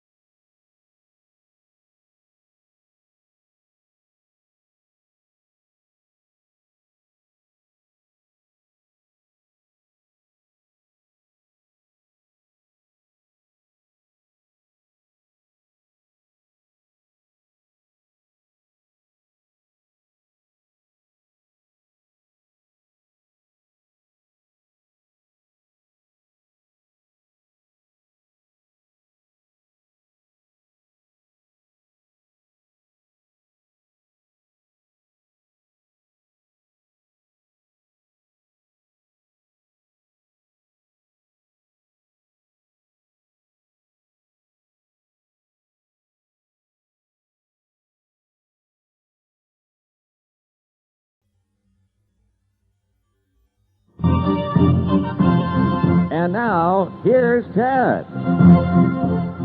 Good morning to all you beautiful people across this great land of ours, the United States of America. We have to keep working and fighting to stay free. How important it is that we work together. And today, my guest, Chip Tatum, is back by popular demand. Folks, he gave us information when he was here on the 23rd of April. It should have shocked anybody, even a veteran like me who's been involved in this business for 48-some years. And on the 23rd of April, he gave us information I think that many of you never heard or never knew of. He talked about Operation Red Rock. He talked about the Pegasus hit team. He talked about how he was charged with treason. He talked about his exploits and his experiences as a 25-year CIA deep cover agent. And in the Nexus magazine, April and May 1997, I'm going to read the first paragraph. This tells it all about Chip Tatum.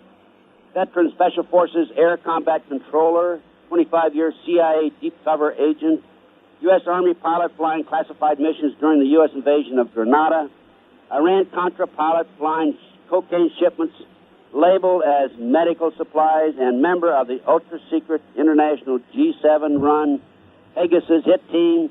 This is the extraordinary story of Gene Chip Tatum. Welcome to the show again, Chip. Thank you, Ted. Pleasure to be here. My pleasure. Now, folks, we're going to have a series of 6 shows. We've already had one on the 23rd. We have one today, and we'll have a series for the next 4 days, a total of 6 shows, 12 hours. And if you want this tape, and I strongly urge you to get a copy of this tape and make copies. I hope that the studio there in Colorado doesn't mind me saying that, but make copies. We've got to get the word out. You can have 12 hours of recording, and this is without the commercials, for $49.95. And in order to obtain your order, you must call 800-205-6245. 800-205-6245. $49, and I would assume you make that payable to American Freedom Network. If there's any difference on how you make that check payable to anybody else, let me know, folks. They're in the studio. And so you don't want to miss this. Be sure to listen to the next 5 shows, including today, and obtain a copy of your tape. Now, for those of you who only hear the first hour, this is a 2-hour show. I will summarize the information the next day of the second hour for those of you in the first hour. And, of course, you can also, as I said, buy a copy of the tape, the 12-hour tape. So we'll make sure that you're aware of everything, or nearly everything, that Chip Tatum tells us. Chip, how have you been since we were on the show last time? Very busy. I bet you have. You've done some other shows, haven't you? I do. I'm currently doing about 3 to 4 shows a day, Ted. Oh, fantastic. And where are these? Going all over the United States, all over the world? What? All over the United States. All right. Well, we need to get the word out. Did you contact my source in Mexico that I gave to you, or did they return the call yet? I've contacted the source. I haven't received a return call yet. You know, the information is pretty damning, and especially the information I have that includes a lot of Mexican officials. I know that, and that's maybe you'll never hear back from him, by the way. That's the way it goes. We have to take your chances. I can understand why people be concerned, because there have been a number of journalists who have been murdered in Mexico, as I recall. And this was a member of the journalism industry or print media down there in Mexico. Chip, let's go over kind of a couple of items that we talked about last on the 23rd. What about this Pegasus group? What is the Pegasus group? Now, you told us they were spies on spies, right? Initially, I think Pegasus was formed as a group to keep an eye on the intelligence community. Then it evolved into a little more. You know, the intelligence community grew to not only keeping an eye on the intelligence community, but gathering information on politicians on certain committees, so that if the needs be, there was enough information there to approach those people on behalf of the president and twist their arm, I guess. How would that approach be? I mean, I have no idea. On the intelligence side, we would simply supply the information on that. Then in 1981, there was a National Security Decision Directive 3 was signed by President Reagan, which put intelligence in a completely new light. It took what we knew as intelligence, the intelligence community, and placed all intelligence assets under the Vice President of the United States. Well, that was George Bush. Of course, he was running the country anyway. That's right, but he wanted total control on the books, too. And what say you had some information on a politician, and you wanted him to. Are you saying that you'd go in there and influence his vote? No, not my section. No, we were international. I didn't deal in that. But from what I understand, that was done earlier in the Pegasus group. As time went on, I didn't join the unit until 1986. In 1986, our mission was completely different. It was an international mission. We had Turkish intelligence, Danish intelligence, British intelligence, and Israeli intelligence working in what I'm calling Pegasus with us. Well, let's go back at the beginning. Let's dissect this Pegasus group. I find this very fascinating, very interesting. When was it established? Would it be 1981 or was it prior to 1981? No, I think it was right after World War II. Some of the old fellas in there had been around for quite some time. And what was their mission? Their mission at the time was to spy on spies. Now, this is the Pegasus group. It's a group within the CIA, right? That's correct. So it's kind of like the Freemasonry, the secret society within a secret society. Right. And kind of like the secret government within the government. Government within the shadow government. That's correct. An arm of the shadow government within the government itself. And they're... Oops, these breaks are going to come around real fast, folks. Ted Gunderson Intelligence Report. We'll be right back. Chip Tatum.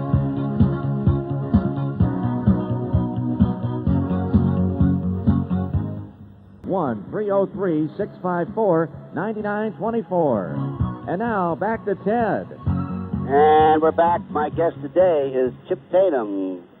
Gene Chip Tatum. Where'd you come up with a nickname, Chip? Chip, was that from childhood? It is. My first name was Doyce, and I was a junior. My cousin's first name was Dorsey, and he was a junior. And my aunt, not my mother or his mother, said these boys can't go through life as Doyce and Dorsey, so she nicknamed us Chip and Skip. Ah, excellent. Okay, I like that. Okay, we were going back. We're going to dissect the Pegasus group. They were formed back right after World War II, a mission to spy on the spies. And what did evolve out of that, and when did it happen?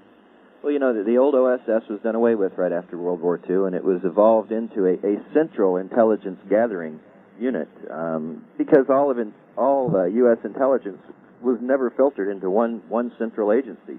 It was all their personal or their individual property, and they didn't share that property. So, you know, intelligence really wasn't being shared between the military intelligence, defense intelligence, FBI intelligence. It was all absolutely separate and maintained separate. So the idea was to put together a centralized agency. That's the Central Intelligence Agency. That man who runs the Central Intelligence Agency, the Director of Central Intelligence, is the man who's responsible for collating all this intelligence data, analyzing it, and disseminating that back out. But it doesn't quite work like that, as I'm sure you understand, Ted. You know, the FBI intelligence network really doesn't trust the Central Intelligence people, and the Central Intelligence people don't trust the military intelligence people, and so the sharing really doesn't go on. The president wanted someone that he could trust, so he formed his own small group of operatives, which he called Pegasus. These were the people who worked and communicated their information directly to the President of the United States. Pegasus maintained their position with the President until just after the Kennedy assassination, and then they were taken, I would say they were taken AWOL from the President's direct control and put more in an international position, along with the Johnson and Nixon administrations. Well, now, what about the National Security Council? Now, folks, NSC, there's NSA, National Security Agency, which really is responsible for communications primarily around the world, wiretaps and all that sort of thing, and monitoring communications, international phone calls. And now there's the National Security Council, and that's directly under the White House. It's right out of the White House, not answerable to Congress. What about them? Where did they fall into this intelligence picture? Well, today the NSC are the ones who oversee who handle the Special Situation Group, Terrorist Incident Working Group, and the operational subgroups, which is actually Pegasus. So NSC, National Security Council, operates the Pegasus Group. Is that what you're saying? That's what I'm saying. Is everybody that belongs to the Pegasus Group part of the NSC? No, simply because members of the Pegasus Group also come from MI6, Mossad, and other intelligence agencies. We answer, our orders will come from NSC leaders. On the U.S. side, if a U.S. Intelligence agent is involved in a neutralization or in a mission.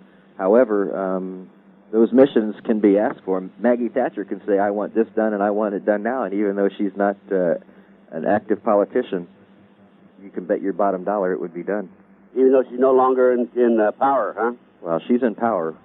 But she's in power, but not by title. That's right. Mm-hmm. She's in power by virtue of a group of international financiers and international politicians that carry most of the power in the world today. And now, this National Security Council, NSC, this has always been interesting to me. Say, let's not be naive. Let's not say that the CIA has not been involved in assassination. You and I know they have for years. What if, say, that the President of the United States wants to overthrow a particular government, which they've done in the past? I'd hate to count the number of governments they've overthrown. Would that come from the President or the Vice President down to National Security Council, from there on out to the CIA and the Pegasus Group? It probably, in some sort of a relevance there, would be. Normally it's done directly to the OSGs. This is what we want to do. There are three existing OSGs. One handles arms, one handles terrorists, and one handles neutralization. What is OSG? Operational subgroup. Are they part of Pegasus? They are Pegasus. Okay, so the Pegasus is the same thing as operational subgroup, huh? That's right. Okay, how many members are there in Pegasus? Operational subgroup 2, we had about 80 operatives. And there are certainly more in the Pegasus group than 80 operatives, aren't there? Or is that it? Is it a very elite group like that? Now, you have to understand, operatives are full-time people. Now an operative sets up their own intelligence network. Myself as an operative, I could have people that I could contract to do any number of things. So, active operatives, that's a lot of active operatives in the field. The Mossad has about 25 active Katzes in the field at one time. Okay, so we're looking at 80 operatives who each sets up his own intelligence group. Who supervises what those 80 operatives do? In other words, time for music again, folks. Ted Gunderson Intelligence Report. Be right back. We're dissecting the Pegasus group. Oh, here's Ted. And we're back. My guest today is Chip Tatum. Chip, 25-year veteran CIA. Chip, you're one of 80 operatives. You set up your own intelligence group. Who supervises what you do and the people that are under you? We have a unit commander. That unit commander is in charge of the OSG. I supervise my people. They are independent networks, and we compartmentalize them so one doesn't know who the other is. If we need specialists, if we need an Archer team, that's the assassination teams for something, we will task for an Archer team, and those will be assigned. I probably only flew, out of 18 Archer missions, I as the pilot, I only flew the same guy maybe 3 times. What is an Archer mission? Archer mission. Our Archers are our team assassination teams. Okay. They're the men that go in and take care of the business. My job primarily is a special ops, and my forte, I can fly anything into any area and never be caught. They'd never know I was there. How can you fly a big airplane into a country and never get caught? And where would you land it when you get in there? Not necessarily a big airplane. It could be something small. It could be, there are many different ways to do what needs to be done. The mission would come down, then I would decide what type of aircraft we would use for the mission. All right, so you're in a small airplane. Can you get in and out, avoid radar, and land? You'd have to know ahead of time where to land, though, wouldn't you? Yeah, that all has to be planned. That's why rotary wing is ideal, except the rotary wing mission is restricted restricted by fuel loads. Okay. we've overthrown governments through the CIA for years now. And who makes the decision as to whether or not a certain government will be overthrown? And how many countries have we been involved in that regard? I know that we neutralized Nicaragua in 1989, and the way we finally did that wasn't through the Contra effort. The way we did it was we intimidated and coerced President Daniel Ortega to the point that he agreed to have elections. We were tasked to go in. We tried every route that we could through Contra efforts, through negotiations, through our embassies to get Mr. Ortega to have elections. Then finally, Vice President Bush said, "Okay, boys," and he was the ultimate man at the time in 1989. I want him neutralized. So we went in, and the intimidation was used on Ortega. We went in. We told him what date we would assassinate his second cousin, who was a very good friend of his. We went in. We told him to put as many armies around that man that he wanted, but that man was going to die. That man died on that date. 2 weeks later, the president of Nicaragua announced that there would be free elections. I guess I better not ask you how you did it, then. So we'll let that one slide. How tragic. How many times has this happened around the world? 18 that I'm aware of. Involving national leaders of other countries? Yes. How many governments have we overthrown? Overthrown or have control of? Have control of. Well, same difference, isn't it? Well, no, not completely. You know, we give them a little levity. Not much. No, not much. I'd say about 15 that I'm aware of. 15 countries where we have control of. And in those 15 countries, how many instances and how many countries were involved in international trafficking of drug in one phase or another, in which our leaders in this country profited from it? Drugs or arms, all of them. That was many of the purposes. That's the main reason for doing it, then. That's correct. So we go in, neutralize, control 15 countries that you know of in order to gain money and profit through drugs and arms. Does democracy matter? Does the freedom for these people matter at all, as far as CIA is concerned? Not to the elite. Not to the elite. How about you fellas in the ranks?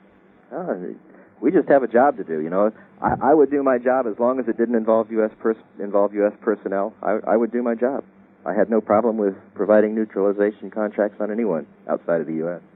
Okay, Chip, that's fine, except there is going to come a day, and there probably already has come a day, and you and I both know it's already happened, where you've had to neutralize an American citizen on many occasions, right? Not me, but it has been done. Exactly, that's what I'm saying. Not you, but there have been others who have done this. And, Ted, you know, it doesn't matter. Someone will always be out there to do it, because they pay a lot of money to do it. We were paid $25,000 to $50,000 per mission. Okay, so you're an operative, then. You're not a CIA agent, an official, quote, on-the-roll agent? As an agent, yes. Okay. So you got a bonus out of this? You bet. Okay, folks, we'll be back just a few minutes. Ted Gunderson, Intelligence Report.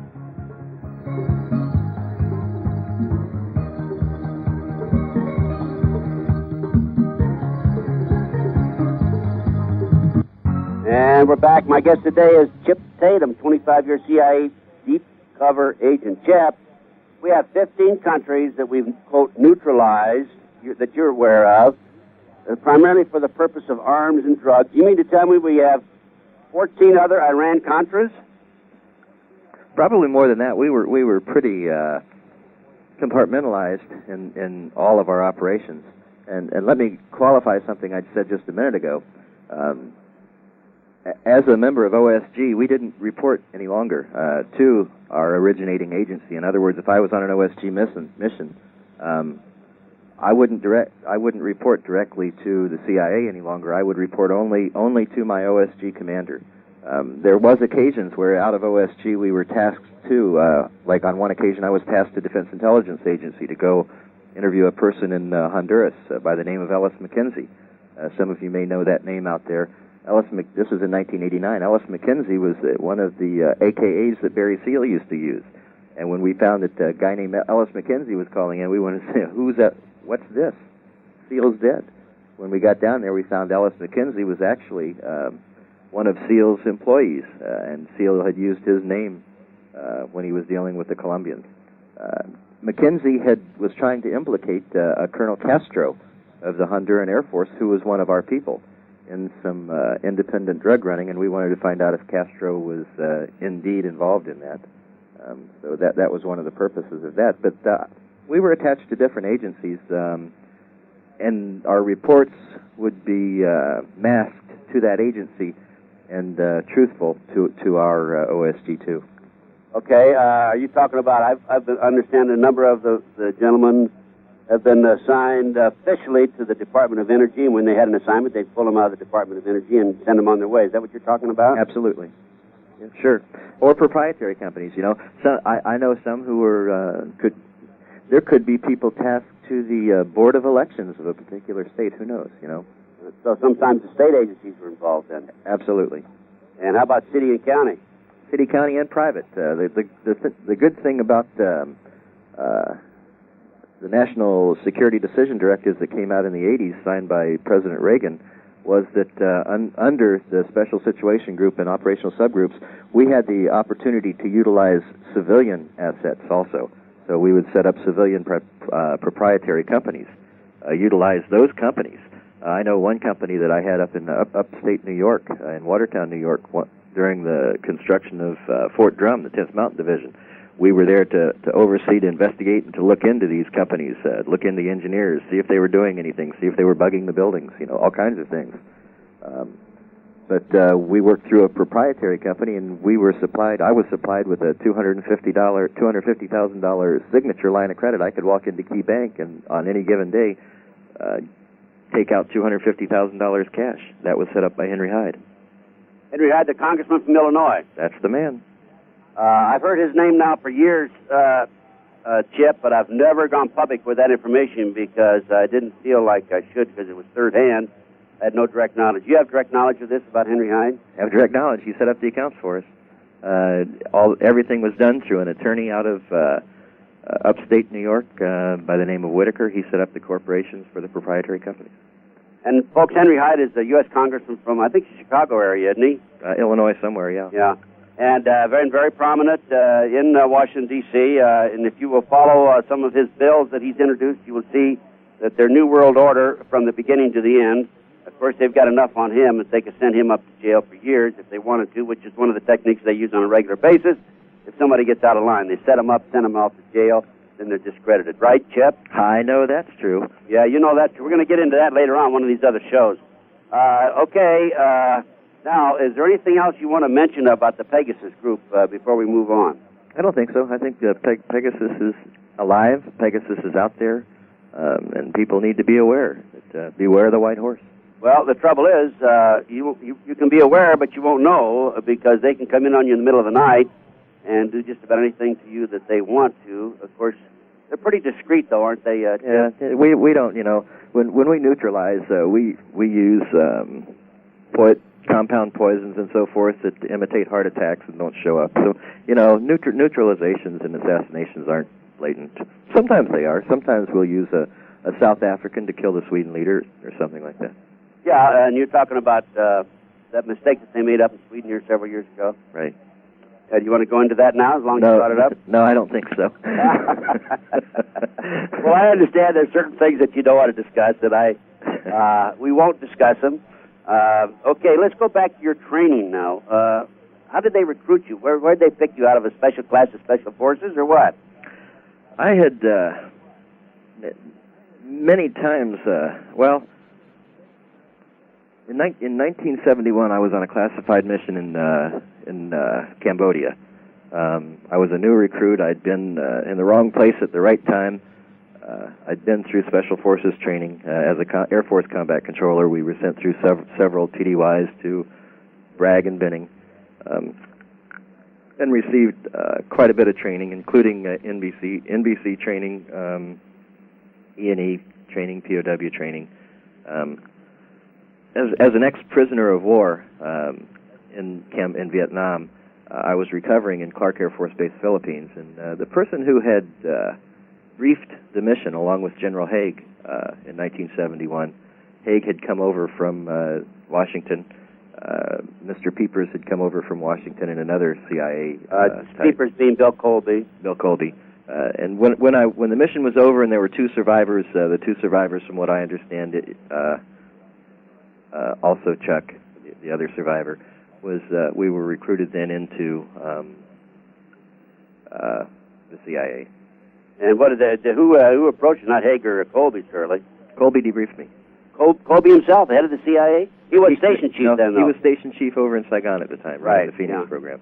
And I worked for Colby, and he op-conned all of my, was under operational control of all of my military assignments, so I was sent back to TDY over to him, working, as a matter of fact, I still have one set of orders that sent me TDY in support as a communications specialist to Air America. I did a lot of work, jumped in a lot of zones, trying to move downed aircraft, downed Air America pilots, downed military pilots who were where we weren't, into safe zones to have them picked up.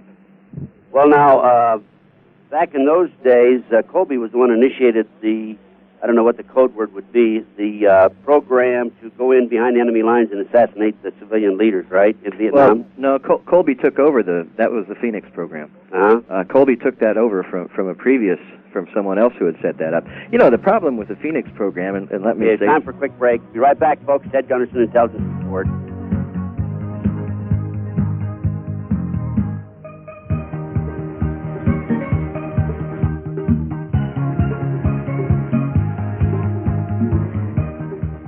Where with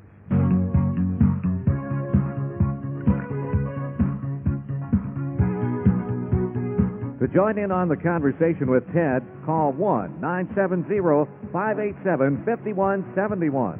Or in the Denver metropolitan area, 1-303-654-9924. And now, back to Ted. And my guest today is Chip Tatum, 25-year CIA deep cover agent. We start talking about Operation or Phoenix program, Chip.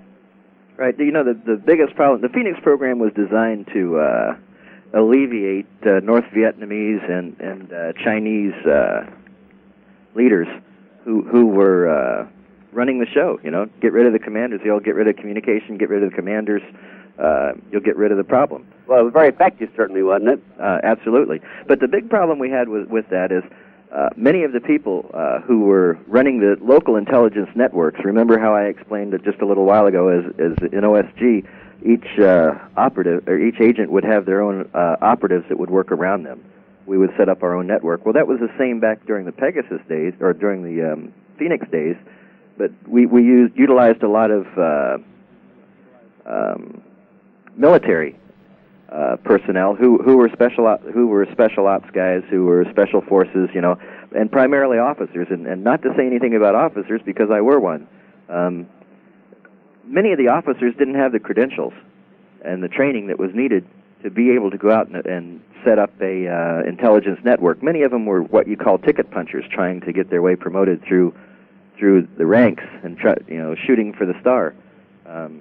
So the intelligence networks that they set up weren't viable networks. They weren't able to effectively rate the information that was coming in. So a lot of the information we got was bogus, and assassinations were performed on that bogus information, so we killed a lot of innocent civilians.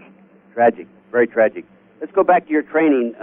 So Colby and Haig recruited you. Colby himself debriefed you. What kind of training did you receive after from there on? Did you go back to Washington, D.C. for training, or where? Went to Washington for training, went to, later years, I went over to Glenn County, Glencoe for training. Where's Glenn County? Glencoe, Georgia, southern Georgia. Is that where they have the big base, training base for a number of agencies, including INS? And FBI, right. And FBI. I didn't know FBI was down there. We used to be in Quantico. Yeah, they move a lot of them over there for advanced training. It's an advanced training area. Okay, so tell me a little bit about your training details. Well, I know if I leave my key, if I lose my key, I can get in. Okay. A lot of electronics training on my side, assault training. Understanding that my primary mission later was to get people in and get people out. I trained in Houston Airport, Houston ATC. I worked with maintenance personnel and radar systems. I trained through the EC3A Advanced or Airborne Command Post and the AWACS programs, so that I understood what they were looking at, what the controllers were looking at, so that I knew how to get around what they were looking at.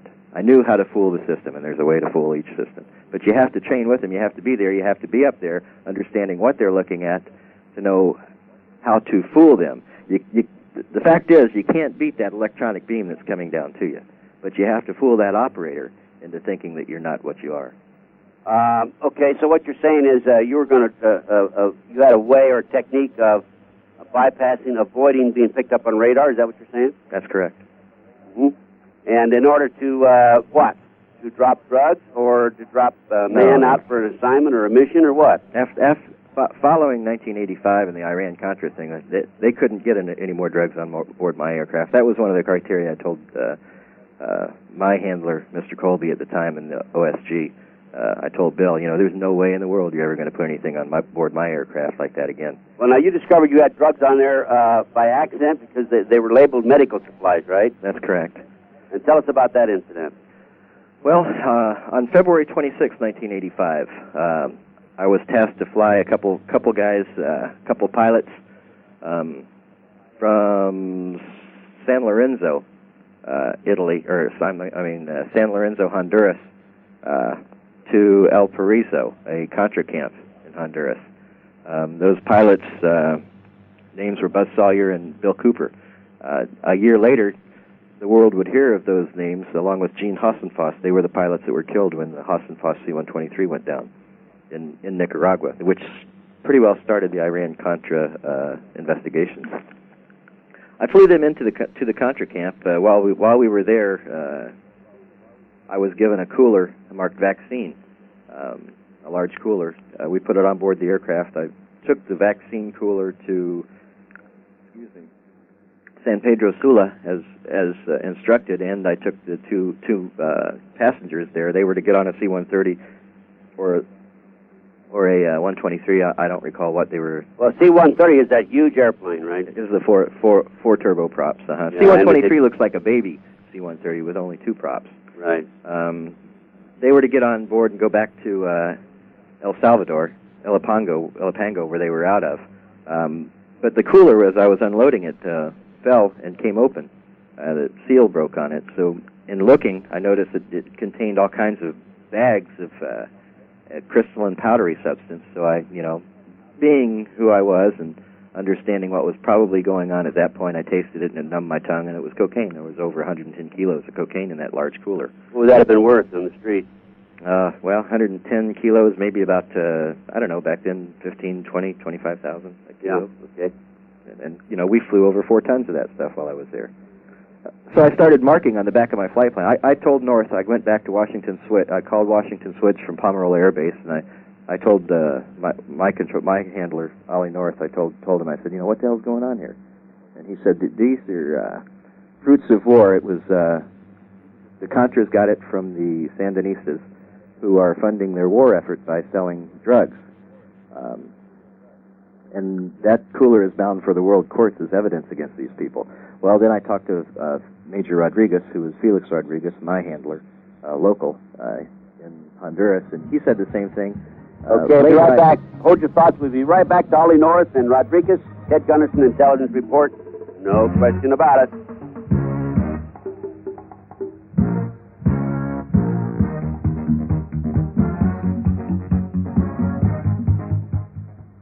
We're back, folks. My guest today is Chip Tatum. We're wrapping up about 3 or 4 more minutes, Chip. So time does run quite rapidly. Chip, we have a caller on the line. You want to know if you ever flew any black helicopters? Task Force 160, yeah. You did? Absolutely. And when? Where? As a matter of fact, there's a picture of me standing in front of one of the black helicopters on the beach of Grenada. On the beachhead, we flew. Task Force 160 flew in. Those helicopters weren't in Army inventory, the MD-500 Defenders. We had no markings on them. Sure. Yeah. Well, what would your mission be on a black helicopter? Well, yeah, depending on what you were, we were special ops. We were supporting FBI anti-terrorist teams. We were supporting all kinds of anti-terrorist teams. And, you know, what we did in the United States is our night flights in black helicopters. We're practicing night vision goggle flight techniques. If you're not used to flying at treetop level with night vision goggles on, the goggles have no depth. You have no depth perception with them, so you have to practice extensively, log hours and hours to be able to fly safely and effectively. How many of these black helicopters do we have in the United States? It's hard to say how big 1/60th is now, but I think they're in 3 different locations. I'd say probably about 150. And what are the locations? I don't want to give that out. Okay. It used to be Fort Campbell, Kentucky. Okay. All right. Well, if I ask any questions that you don't want to answer, I don't have any problem with you saying you can't answer that. There's certain things that I still can't answer. Yeah, I understand. I've put you down pretty good this first hour anyway. So. And I'd like to say, Ted, that that first flight on March 20th or on February 26th, where we found the cocaine. Right. I started logging all that information on the back of the flight plans, and have since been able to publish those flight plans in the Tatum Chronicles. And Tatum Chronicles are available where? How? At 1-800-201-7892. That's 800-201-7892, extension 58. We sent a copy to Ms. Reno, and she still says today that there is no evidence out there showing that there was ever any involvement. Oh, yes. Uh-huh. I think that's a standard statement by her. I think she made that same statement today about some political campaign contributions. Oh, yes, uh-huh. Absolutely. Well, we know how that goes. And we started, we just have a couple more minutes, Chip, but we started talking about Ollie North and Rodriguez. Is that his name? Felix Rodriguez, that's right. Uh-huh. And those are your local handlers, and they said that, oh, no, those are for the international court, did you say? That's what they said. And drugs, yeah. I flew over 4 tons of that stuff, and I'd like to see the warehouse for the courts that stuff's sitting in today. Well, what does that mean, though, for the international court? For the world courts, I think that they were going to file charges against the Ortega-led government. According to them, that's what they were going to do. However, my many missions into Contra camps, I found that the Contras were indeed manufacturing the cocaine themselves under the direction of a man brought up from Colombia by North, and his name was Navarro.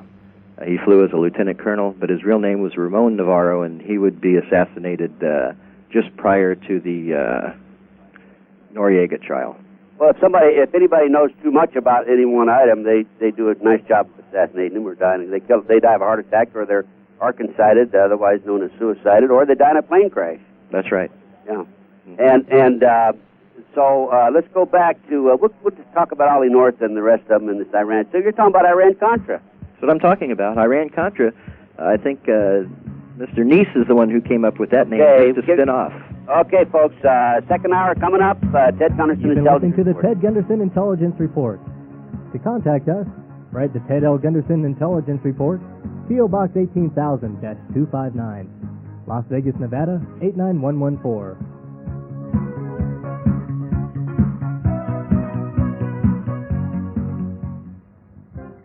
To the Ted Gunderson Intelligence Report with former FBI Chief Ted L. Gunderson.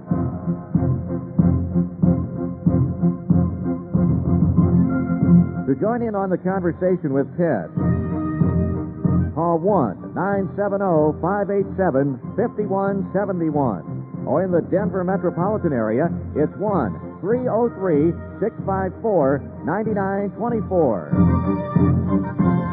And now, here's Ted. And good day to all you beautiful people around the world and United States of America, from the East Coast to the West Coast, Canada, Mexico. Yes, we had a call from Costa Rica and from South Wales. And hope you folks over in England are listening to the show by shortwave. And also, good day to you folks in the rest of Europe, Asia, South America, and Africa. We have an exciting show for you today. By popular demand, actually my demand, I brought back Gene Tatum, Chip Tatum, who is a Vietnam Special Forces Air Combat Controller, a 25-year CIA Chief Cover Agent, a U.S. Army pilot flying classified missions during the U.S. invasion of Grenada, Iran-Contra pilot flying cocaine shipments labeled as medical supplies, a member of the ultra-secret international G7-run Pegasus hit team, This is the extraordinary story of Gene Chip Tatum, and I'm reading from a magazine that's published not in the United States, of course, but in, where, Chip, in Australia? I believe it's published in Australia, and an additional piece is soon to come out in a magazine published in England. X Factor magazine, there will be a large piece. Now, the Nexus magazine published in Australia, there's a second part to that piece that comes out in the next issue. Be sure to keep me informed on that, Chip. I certainly will. And, folks, you will get this news about CIA illegal operations from the foreign press. You won't get it from the mainstream press, and you will receive this news here on the Ted Gunderson Intelligence Report. Now, I had Chip come back deliberately because when I saw the amount of information he could furnish to the public, he was on the show on April the 23rd, and at that time he discussed Operation Black Rock, which was a raid on the Cambodian airport. And bear in mind, the Cambodians were our allies. We discussed the Pegasus group, and that's a secret group within the CIA, the spies on the spies. This is we're talking about the 23rd now. We talked about going to Italy looking for POWs, and he was found 2 POWs there, as I recall. Doesn't know what's happened to them. They came back through the communists into... Did they actually come into Italy, Chip? No, I was based out of Italy. That's where I had my secure lines at the Aviano Air Base. I would report back to Aviano on every Monday to call the DCI. Where did you find these 2 POWs? They were... I received information that they were in the Romania area, communist bloc countries. So these are Vietnam veterans? That's correct. Okay, and remember, folks, our country says, hey, there's no boys left over, there's no POWs, we've accounted for them, and here Chip Tatum has a mission as a CIA agent on a mission, located 2 of them. How many more times do we have to have the government lie to us?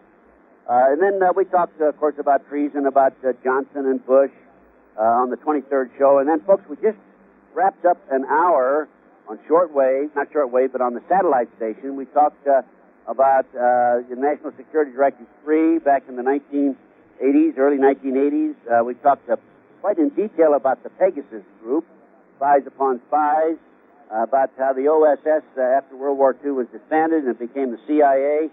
And we talked about the various missions that were accomplished by the Pegasus group and by the CIA. We talked about the Archer mission, team assassinations. We neutralized, or I'd say neutralized is the word you used, Chip, 15 countries around the world.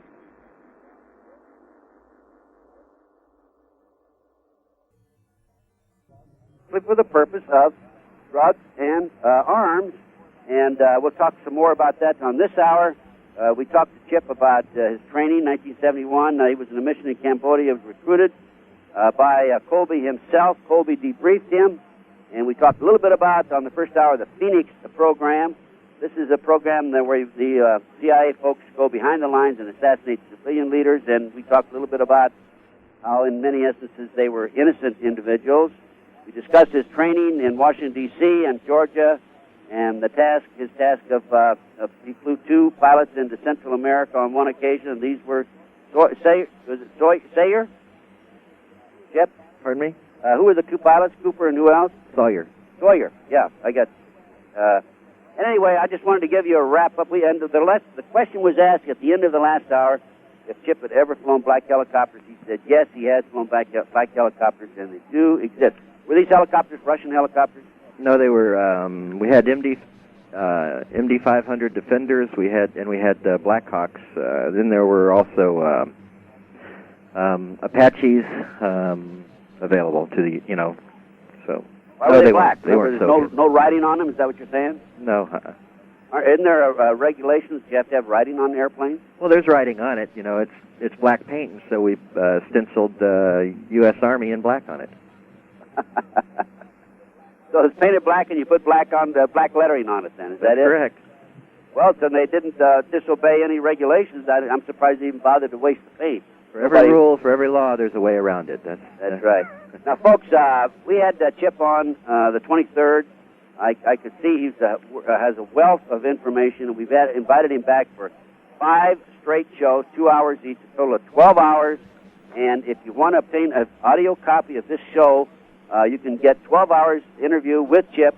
And this is, without all the commercials, $49.95 to American Freedom Network. and I'm sure they'll give you the address someplace along the way here. Or you can call 800-205-6245. This is the second show with Chip. We will have 4 more after this. And for a copy of all of these shows, audio copy, get them, copy them, make them, and send them to your friends. We need to educate the American people as to what's going on behind the scenes in this country. For 12 hours, $49.95. Call 800-205-6245. You know, Chip, I understand that it's necessary to have a CIA and it's necessary to have an FBI. But, you know, it's not necessary to go out and kill innocent people, as far as I'm concerned. And they are not above the law. They should not be above the law. And this really perturbs me. You mentioned on the first show about you found that a box dropped and you found something labeled medicine that was actually drugs. Okay, we'll get back into that in just a minute, folks. Ted Gunderson Intelligence Report. Hark, I hear music.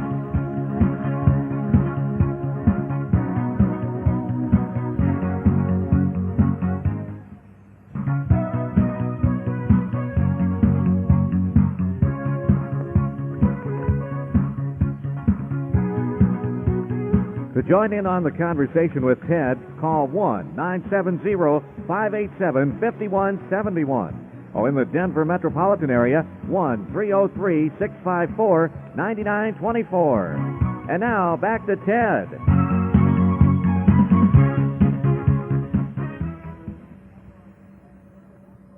And I guess we're back, folks. Ted Gunderson Intelligence Report. And I have Chip Tatum with me, 25-year veteran, CIA, who has now come forth. And we'll get into more details on that in just a minute. But we have Pete from Minneapolis on the line. Hi, Pete. Hi. How are you, Ted? Fine. How's the weather up there? It's kind of gloomy, a little chilly up here, I guess. Usually is chilly up there in Minnesota. I used to spend my summer vacations in Hackensack. There's a lake there near Lake Bemidji. And oh, really? So yeah, I know where that is. Oh, yeah. The mosquitoes are like hummingbirds. Yeah, that's right. Yeah, unbelievable. Pete, you have a question for Chip Tatum? Yeah, just how do you know what he's saying? I mean, I mean no disrespect, but how do you know what he's saying is true? And because I think one of the number one priorities of this other, this group, conspirators or whatever, would be to eliminate him. Well, he's got an answer for that, but before he answers it, I'd like to point out this Pegasus article that I mentioned. Did you hear the first hour of the show? I heard part of it, not all of it. Okay, this Pegasus article, April and May 1997, is well documented at the back, and also he has his flight plans, and he's had appropriate notations and appropriate documentation. You want to give us more details on that, Chip? Well, it took about a year for the investigative reporters who started looking into this and their legal departments to be satisfied with my credentials. You're talking about the article in Nexus. That's correct. And not only there, I just went through a federal trial, and in the Classified Information Procedures hearing, there was no doubt, there's no way that my credentials could be, or that the government could deny them, because they're factual. I was for 25 years with them. Can't be denied. The reason that I'm not, that I'm in pretty safe ground, Pete, is simply because I've been around long enough to know that you need to keep an ace in the hole. I have that ace in the hole. I've promised the people in very high places that ace in the hole will keep them protected as long as I'm protected. And by the way, Pete, the information that he has furnished to me cross-checks with other individuals who have been involved in these same type activities and with whom I am personally involved, not as an agent or anything, but in the form of obtaining information from them. So Chip has been checked from A to Z and up and down all directions, and there's no question about this man's credibility. Okay. One other quick question. What does your guest think of the current administration and Chinese communist scandals, fundraising and so forth? Yeah, I have that. I'm probably gonna hang up here and I'll just listen then. Okay, I was going to get into that. Not necessarily this hour. We have these 5 shows, including the show today, plus the 6th one we had on the 23rd of April. Oh, okay. That was one of the areas I was going to get into, but as long as you've asked the question, let's get into it right now. Go ahead, Chip. Okay, thanks a lot. Thank you, Pete. As a prisoner of war in Cambodia. Hello. Hello, Ted. Yeah, I'm here. I'm here. I'm here, too. I guess we have okay, they cut it off. Go ahead. As a prisoner of war in Cambodia, some of the teams that were assigned to interrogate us included Chinese officers. I watched in horror as a 19-year-old boy as a Chinese major skinned our captain alive and crucified him because he found a St. Christopher's cross on his neck. Bayonets were held, knives were held to our heads, requiring us to watch this. I watched our platoon leader suffer over days and die. Tortured? Tortured by a Chinese officer. My feeling about any administration that would go into contracts with the Chinese, do I need to say it? You were also tortured by a Chinese officer. Yes, I was. And you want to tell us about that? Well, I was beaten. When the captain was killed and skinned alive, I had in one of our escape attempts, I had hurt the Chinese officer. So in my escape attempt, when we were recaptured, my nose was broken during one of the beatings, and the medical officer took the skin of our dead captain and stuffed it up my nose. And he told me that as I breathed, I would taste and smell of death. Skinning alive is a practice that's also used by the Satanists, Satanic movement in this country and around the world, I guess. I don't want to go into details of that. In the ones I've heard about, these started with the toe and the foot. Is that right? That's right. And yeah, any of the appendages. Yeah, and then they move on up. Tragic, horrible death, terrible thing. Suffered by one of America's heroes. Beg your pardon? Suffered by one of America's true heroes, that young Captain Special Forces officer. Yes, and we have many heroes out there, Chip, and that's what perturbs me about the CIA drug operation and killing of innocent people, assassinations by the CIA. And we have people like Henry Hyde of Chicago, congressman from Chicago, keeping a record of the black ops by this agency. And we have people in Washington, D.C. giving orders out to do this and do that that are not in our best interest or the best interests of our country. And we have this phony Bill Clinton talking about worried about tobacco. Our youth is smoking tobacco, and he time for a quick break. We'll be right back, folks. I thought I was on a roll, but I'll get back to it.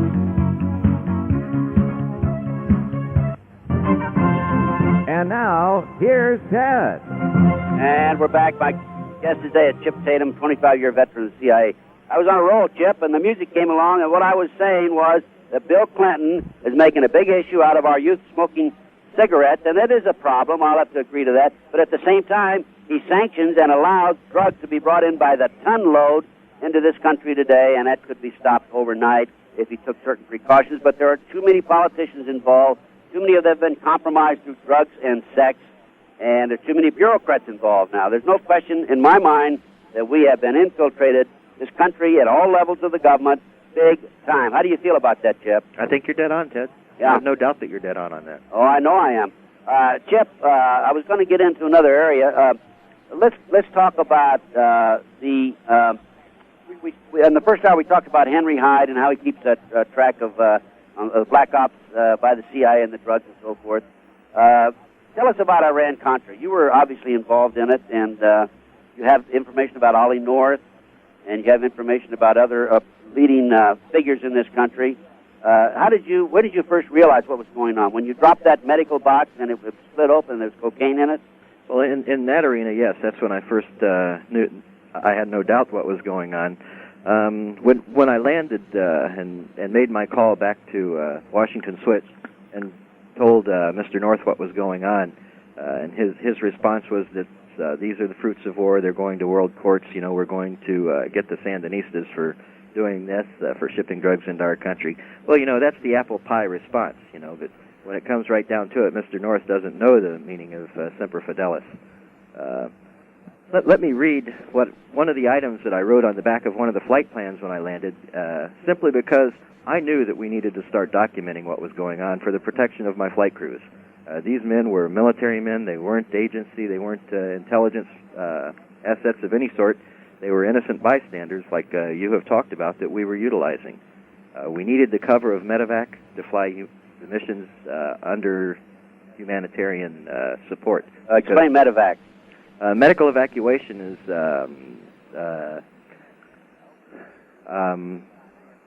is just that, medical evacuation of wounded and supplies via helicopters. We flew OD Green helicopters with big red crosses on them, so that under the Geneva Convention we wouldn't be fired upon, and we were a humanitarian aircraft. We weren't to supply any weapons. We weren't to supply anything other than humanitarian support in medevac aircraft.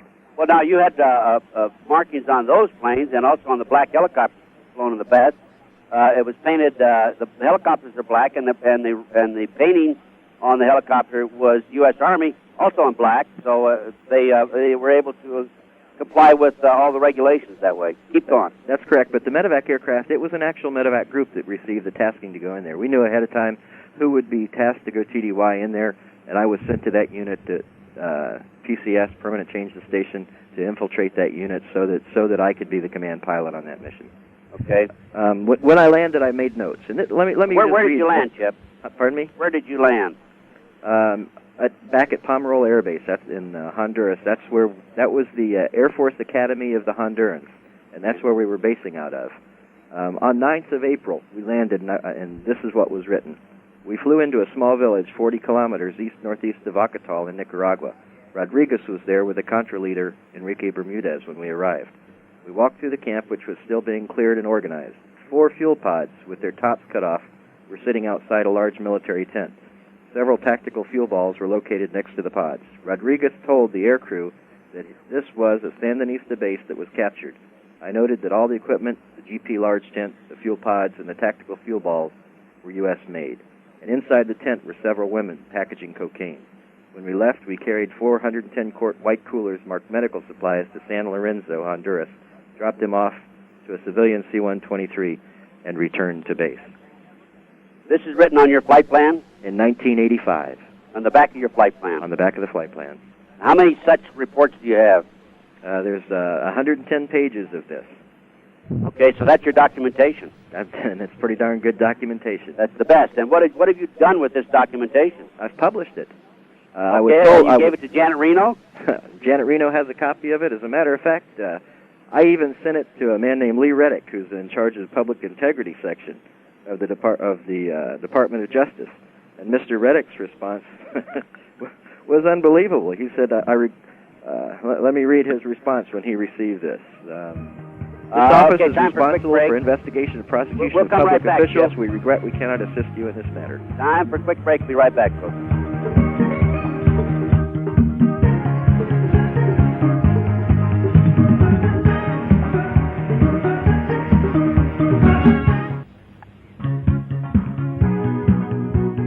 To join in on the conversation with Ted, call 1-970-587-5171. Or in the Denver metropolitan area, 1-303-654-9924. And now, back to Ted. And we're back. My guest today is Chip Tatum, 25-year CIA deep cover agent. Chip, on this, we were talking about Ollie North. Tell us more about Ollie North.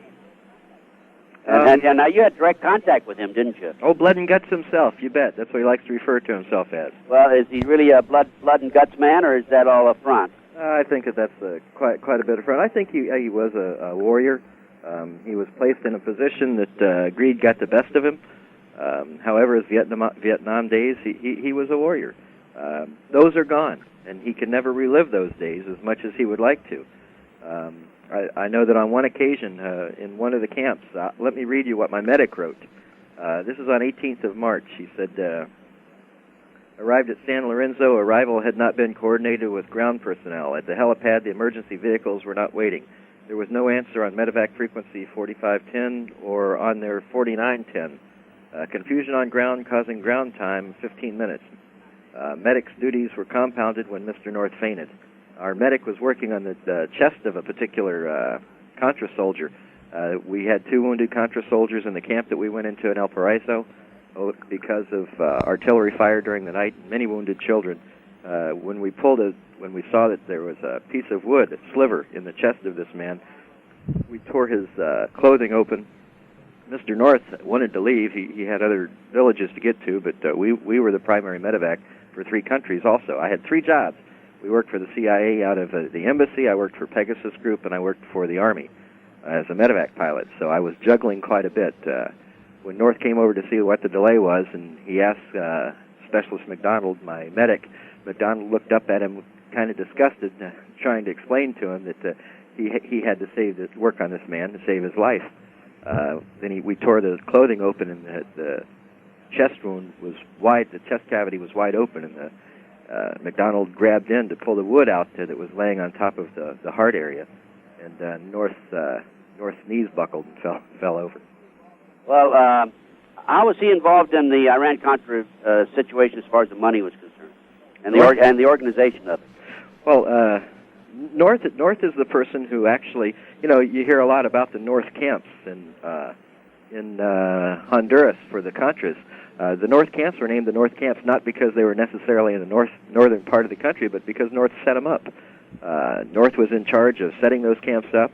Enrique Bermudez was in charge of protecting those camps, and Ramon Navarro was in charge of the cocaine operations in those camps. It was the Three Musketeers there. They were producing out of each camp and there were 5 of them that were producing cocaine, about 500 kilos a week. It wasn't a large operation, but it was large enough that the paste that was sent to them from Ramon Navarro's contacts in the Medellin cartel wasn't supplying paste fast enough, so they were actually flying bales of leaves up from Peru. So Ollie North set these 5 camps up 500 kilos per week. How many years were they in service?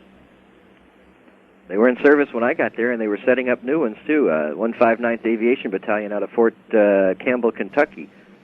Super Chinooks were flying in the fuel pods and equipment, dropping bladders of acetone and jet fuel into the area. Well, where was North physically located at this time? Washington, D.C., or down there in Central and South America? He was in Washington, D.C., but he did make several trips into South America, as did Vice President Bush, which wasn't brought out at the time. Mr. Bush was there on April 12th, but no one heard that. Down at these camps? That's correct. April 12th of what year? 1985. And he was Vice President then, wasn't he? That's correct. And how did the money flow or the organizational structure of the drugs, the money, et cetera? Do you have any idea on that? I was a pilot down there. I don't know how the money flowed. I know many of the drugs went to either Ilopango Air Base in El Salvador, or they went up to Panama. I did have the occasion to fly several members to El Acatal to a meeting of this cartel. I call it the Olympic cartel because of the proportions of what they were doing. Several of the members that I flew to this meeting in El Acatal, here are the people who were there. It was General Noriega, Mike Harari, who was a retired Mossad agent assigned to General Noriega, Felix Rodriguez, Joe Fernandez, who was the CIA station chief in Costa Rica, General Gustavo Alvarez, who was the U.S. or the Honduran Army Chief of Staff, and a guy named William Barr, who represented the assets of this enterprise. Now, wait a minute. William Barr used to be Attorney General of the United States. He later became, under his boss, George Bush, the Attorney General of the United States. That's correct. That's right. He replaced Thornburg, wasn't it? Yes, I believe so. Well, isn't that interesting? Well, let me tell you about William Barr very briefly, because I don't want to get into my story, because I've told it before on the air. But I was able to, with John DeCamp, we've infiltrated an organized child kidnapping ring in the Midwest. And I personally sent a letter to William Barr when he was Attorney General and told him about that ring. I personally sent a letter to the FBI, told him about this ring. I said, don't come to me and ask me questions about it because it's third hand. Come to me and I'll give you my sources and the names of people who could document this information. And William Barr wrote back and said, my sources are not credible. He didn't know who my sources were. And I was totally ignored not only by the Mr. William Barr, but also by the FBI. And that's another one of my bones I have to pick with the FBI. So go on with your story. So we have Vice President Bush, we have Ollie North, we have William Barr involved in the drug operations. It's that simple, isn't it? We have Amir Amnir, Mossad, Mike Harari, Mossad. Yeah, we have the Mossad agents also. Well, Mossad and the CIA are basically one and the same, aren't they? Yeah, they're not one of the. When you think of I'm exaggerating, Chip. When you think of the OSG operating realm, yes, we're an international. Our intelligence is now an international intelligence society. It's not just a U.S. intelligence society. We're talking about OSG operations subgroup, which is the same thing as Pegasus. That's correct. And let's go back just a minute. I meant to ask you this. We were talking about training on the first hour. When you went through your training sessions, did you have FBI agents there with you? Oh yeah, FBI. We went to normal training in. This was in Glencoe. Sure. I also had the opportunity to travel to Israel and do some training in Israel. So we're talking about, how about DEA and ATF? Were they involved in some of this training with you? Not in the training, no. Uh-huh. We did support the ATF and DEA in a couple missions that I flew, but that was it. Did they train you as a professional assassin? Yes. Okay, we won't go into details on that. Okay, now, we're talking about Ollie North and Bush, okay, but you do not know how the money flow went, do you? Well, I know that there were 3 legs where money was flowing. Okay, we'll talk about the money when we get back. Ted Gunderson, Intelligence Report, no question about it.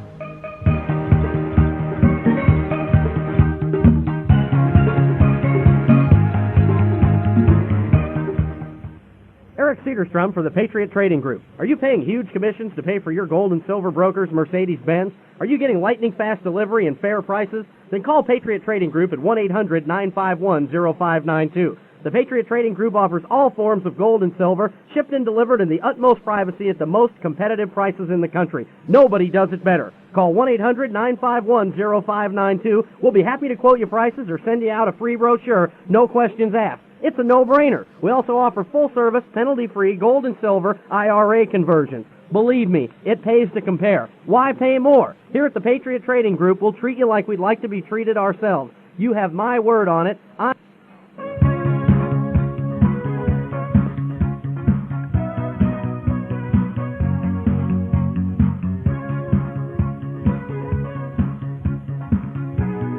And we're back, To folks. join in on the conversation with Ted, call 1-970-587-5171. Or in the Denver metropolitan area, 1-303-654-9924. And now, back to Ted. And my guest today, Chip Tatum, 25-year CIA deep cover agent for the CIA, that is, of course. Chip, we had a caller that wants to know if you know anything about Colby's death. No, I was in prison at the time of Colby's death. I had written him a letter about 3 weeks prior to his death, and never received a response from him. Are you aware of the details of his death? I'm aware that he died in a canoeing accident. I'm aware that the door of his home was left open and his computer was accessed. You know, I'd flown Bill Colby on several other occasions in under the OSG. One thing Colby was always meticulous about was the requirement to wear our water wings whenever we were on overwater flights in single-engine rotary wing aircraft. He was meticulous about us wearing those safety vests, almost to the point that you would think that he had some fear of water. And from what I understand from his wife, he always wore his life vest when he went out canoeing. But he didn't have it on then, did he? No, he did not. And furthermore, not only was the computer left on and the door was open, but there was a partial meal on the table. And when Colby went out on his canoe or in the boat, he always put his flag up, his mariner's flag up. The flag was not up. And furthermore, he was very meticulous about not going out in his boat when there was a high wind and there was rough waters. And there were rough waters that particular night. He's a good friend, or was a good friend of John DeCamp. John DeCamp is a good friend of mine. And I don't know how John feels, but I'm very comfortable in saying that I think that he was murdered, assassinated. I believe he was neutralized. Neutralized. You use the word neutralized, I use the word murder. They're both the same when it comes to the CIA operations. He was, I don't know if I can say this is for a fact, but I can tell you what I've been told. After up to 25 years after you serve in the CIA, you cannot write a book without the approval of the CIA, without them reviewing it, editing it. And he was 3 months away from that period, and he was writing a book. Is that true, Chip? That's true from the best of my knowledge, and I had even asked him if he would write the foreword to my book that I was getting ready to produce, or getting ready to publish. I was able to bypass that in a way, getting the approval from them, simply because I used my book in my federal trial, and a federal judge can overrule any classification. So. And we're going to get into your trial probably in the next show, Chip. I don't think we're going to have time now. Right. And the way they set you up and sent you off to prison in order to discredit you. So let's talk about your book. Do you have a book coming out, and have you sold it yet, or what? Well, I have the Tatum Chronicles, which are the flight plans that myself and my air crews documented all of the activities down there. Have you sold the book yet to your publisher? No. Well, I have a book that I've published. It's How to Locate Anyone Anywhere Without Leaving Home. Uh-huh. And it's a good seller. It was published in 1989, and it's still selling. It's in its 10th printing, and I have a good agent. I'll be glad to refer you to my agent if you would like. Well, that'd be great. This will be my first contact with an agent. I've just been free to do so since the 4th of April. So. Oh, good. Well, I'll after the show's over, give me a call, or I'll call you. I have to call the station first of all, and we'll discuss something with them, and then I'll give you her name, and you can take it from there. Hey, By Ted, the you way, got my a caller. book His name is Andy from California. Andy from California has a call. Andy? Yeah. Hi, Andy. How you doing, man? Good. Where are you from, California? Running Springs. Where in the world is Running Springs? It's between Big Bear and Lake Arrowhead. Okay, I know the area, not too far from San Bernardino. Right. Andy, you have a question for Chip? Yeah, Chip. Do you know of any American generals who were complicit in the Iran-Contra affair besides Secord? I know who signed my orders. It was a U.S. Army general who was the Deputy Director of Intelligence to the Joint Chiefs of Staff. How about Colin Powell? Was he ever seen or mentioned? That was the man. Oh, Colin Powell signed your orders. Okay. Well, that gives you some hints at a few things, doesn't it, Andy? That tells me quite a few people knew. Of course. All right, thank you much. Thanks, Andy. Thanks for calling in. All right, bye. Chip, we were talking about your book. Are you going to expose all in your book, or are there certain things you have to hold back on? Well, the Tatum Chronicles is just the flight plans and the documents which expose and are sufficient to receive an indictment on several people. The Operation Red Rock, which was our mission in Southeast Asia, I just finished that, as a matter of fact, about 3 days ago. I had written it in prison, and it just finished. It just came back from the typist. And this is, if you're going to publish everything, then do you still have the advantage of having an insurance policy, so to speak? Or I'm not going to publish everything. Okay, and then what's to keep them from doing a 10-7 job on you? 10-7 is lingo for a law enforcement out of service. Well, while I was in Jessup Federal Prison, I was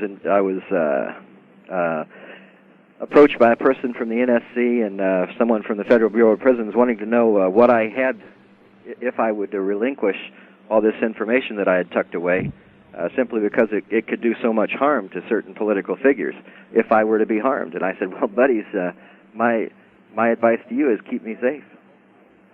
Okay. So in other words, you're going to hold some things back then, aren't you? Absolutely. Yeah. Yeah. Well, NSC being National Security Council, that is right out of the White House, folks. We discussed that on the first hour. Chip, I've done the same thing, by the way. I have 12 letters that are in a safety deposit box. If anything happens to me, those 12 letters go to some key people. It gives the head, the leaders of the satanic movement in this country, and it ties into some interesting individuals. And we have to do that in order to stay alive. Come right back, folks. Ted Gunderson, Intelligence Report.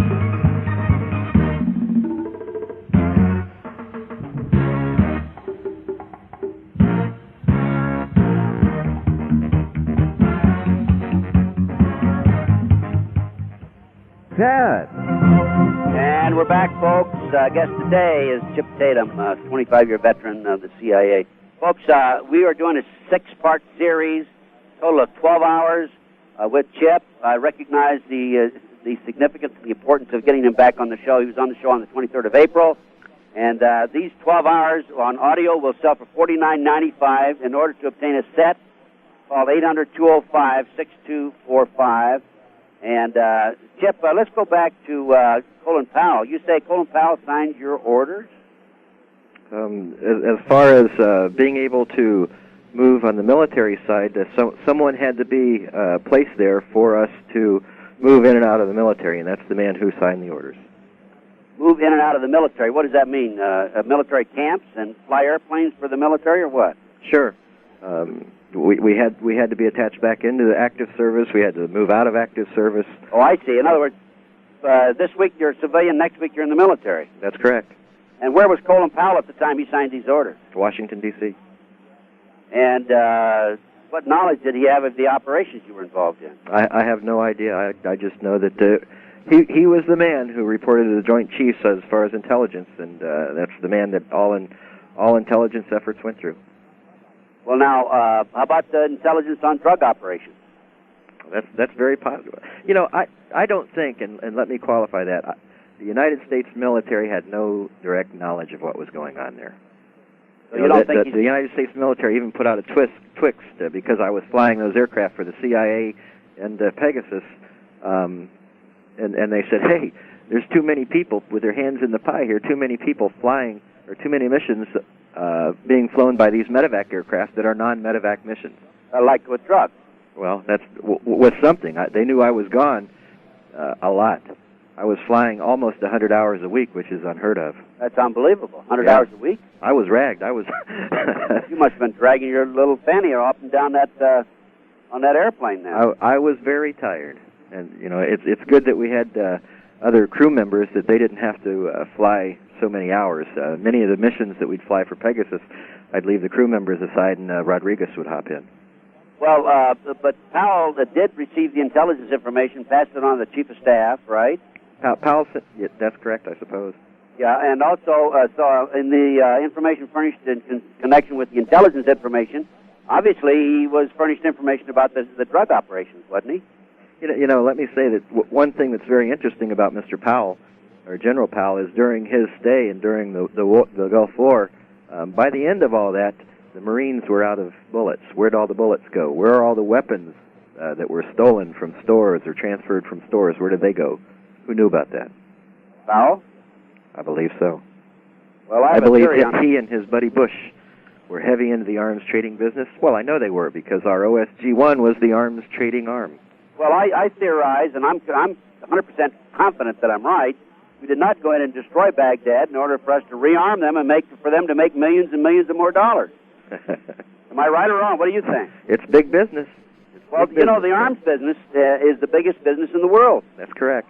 Money-wise, and in trillions of millions of dollars, maybe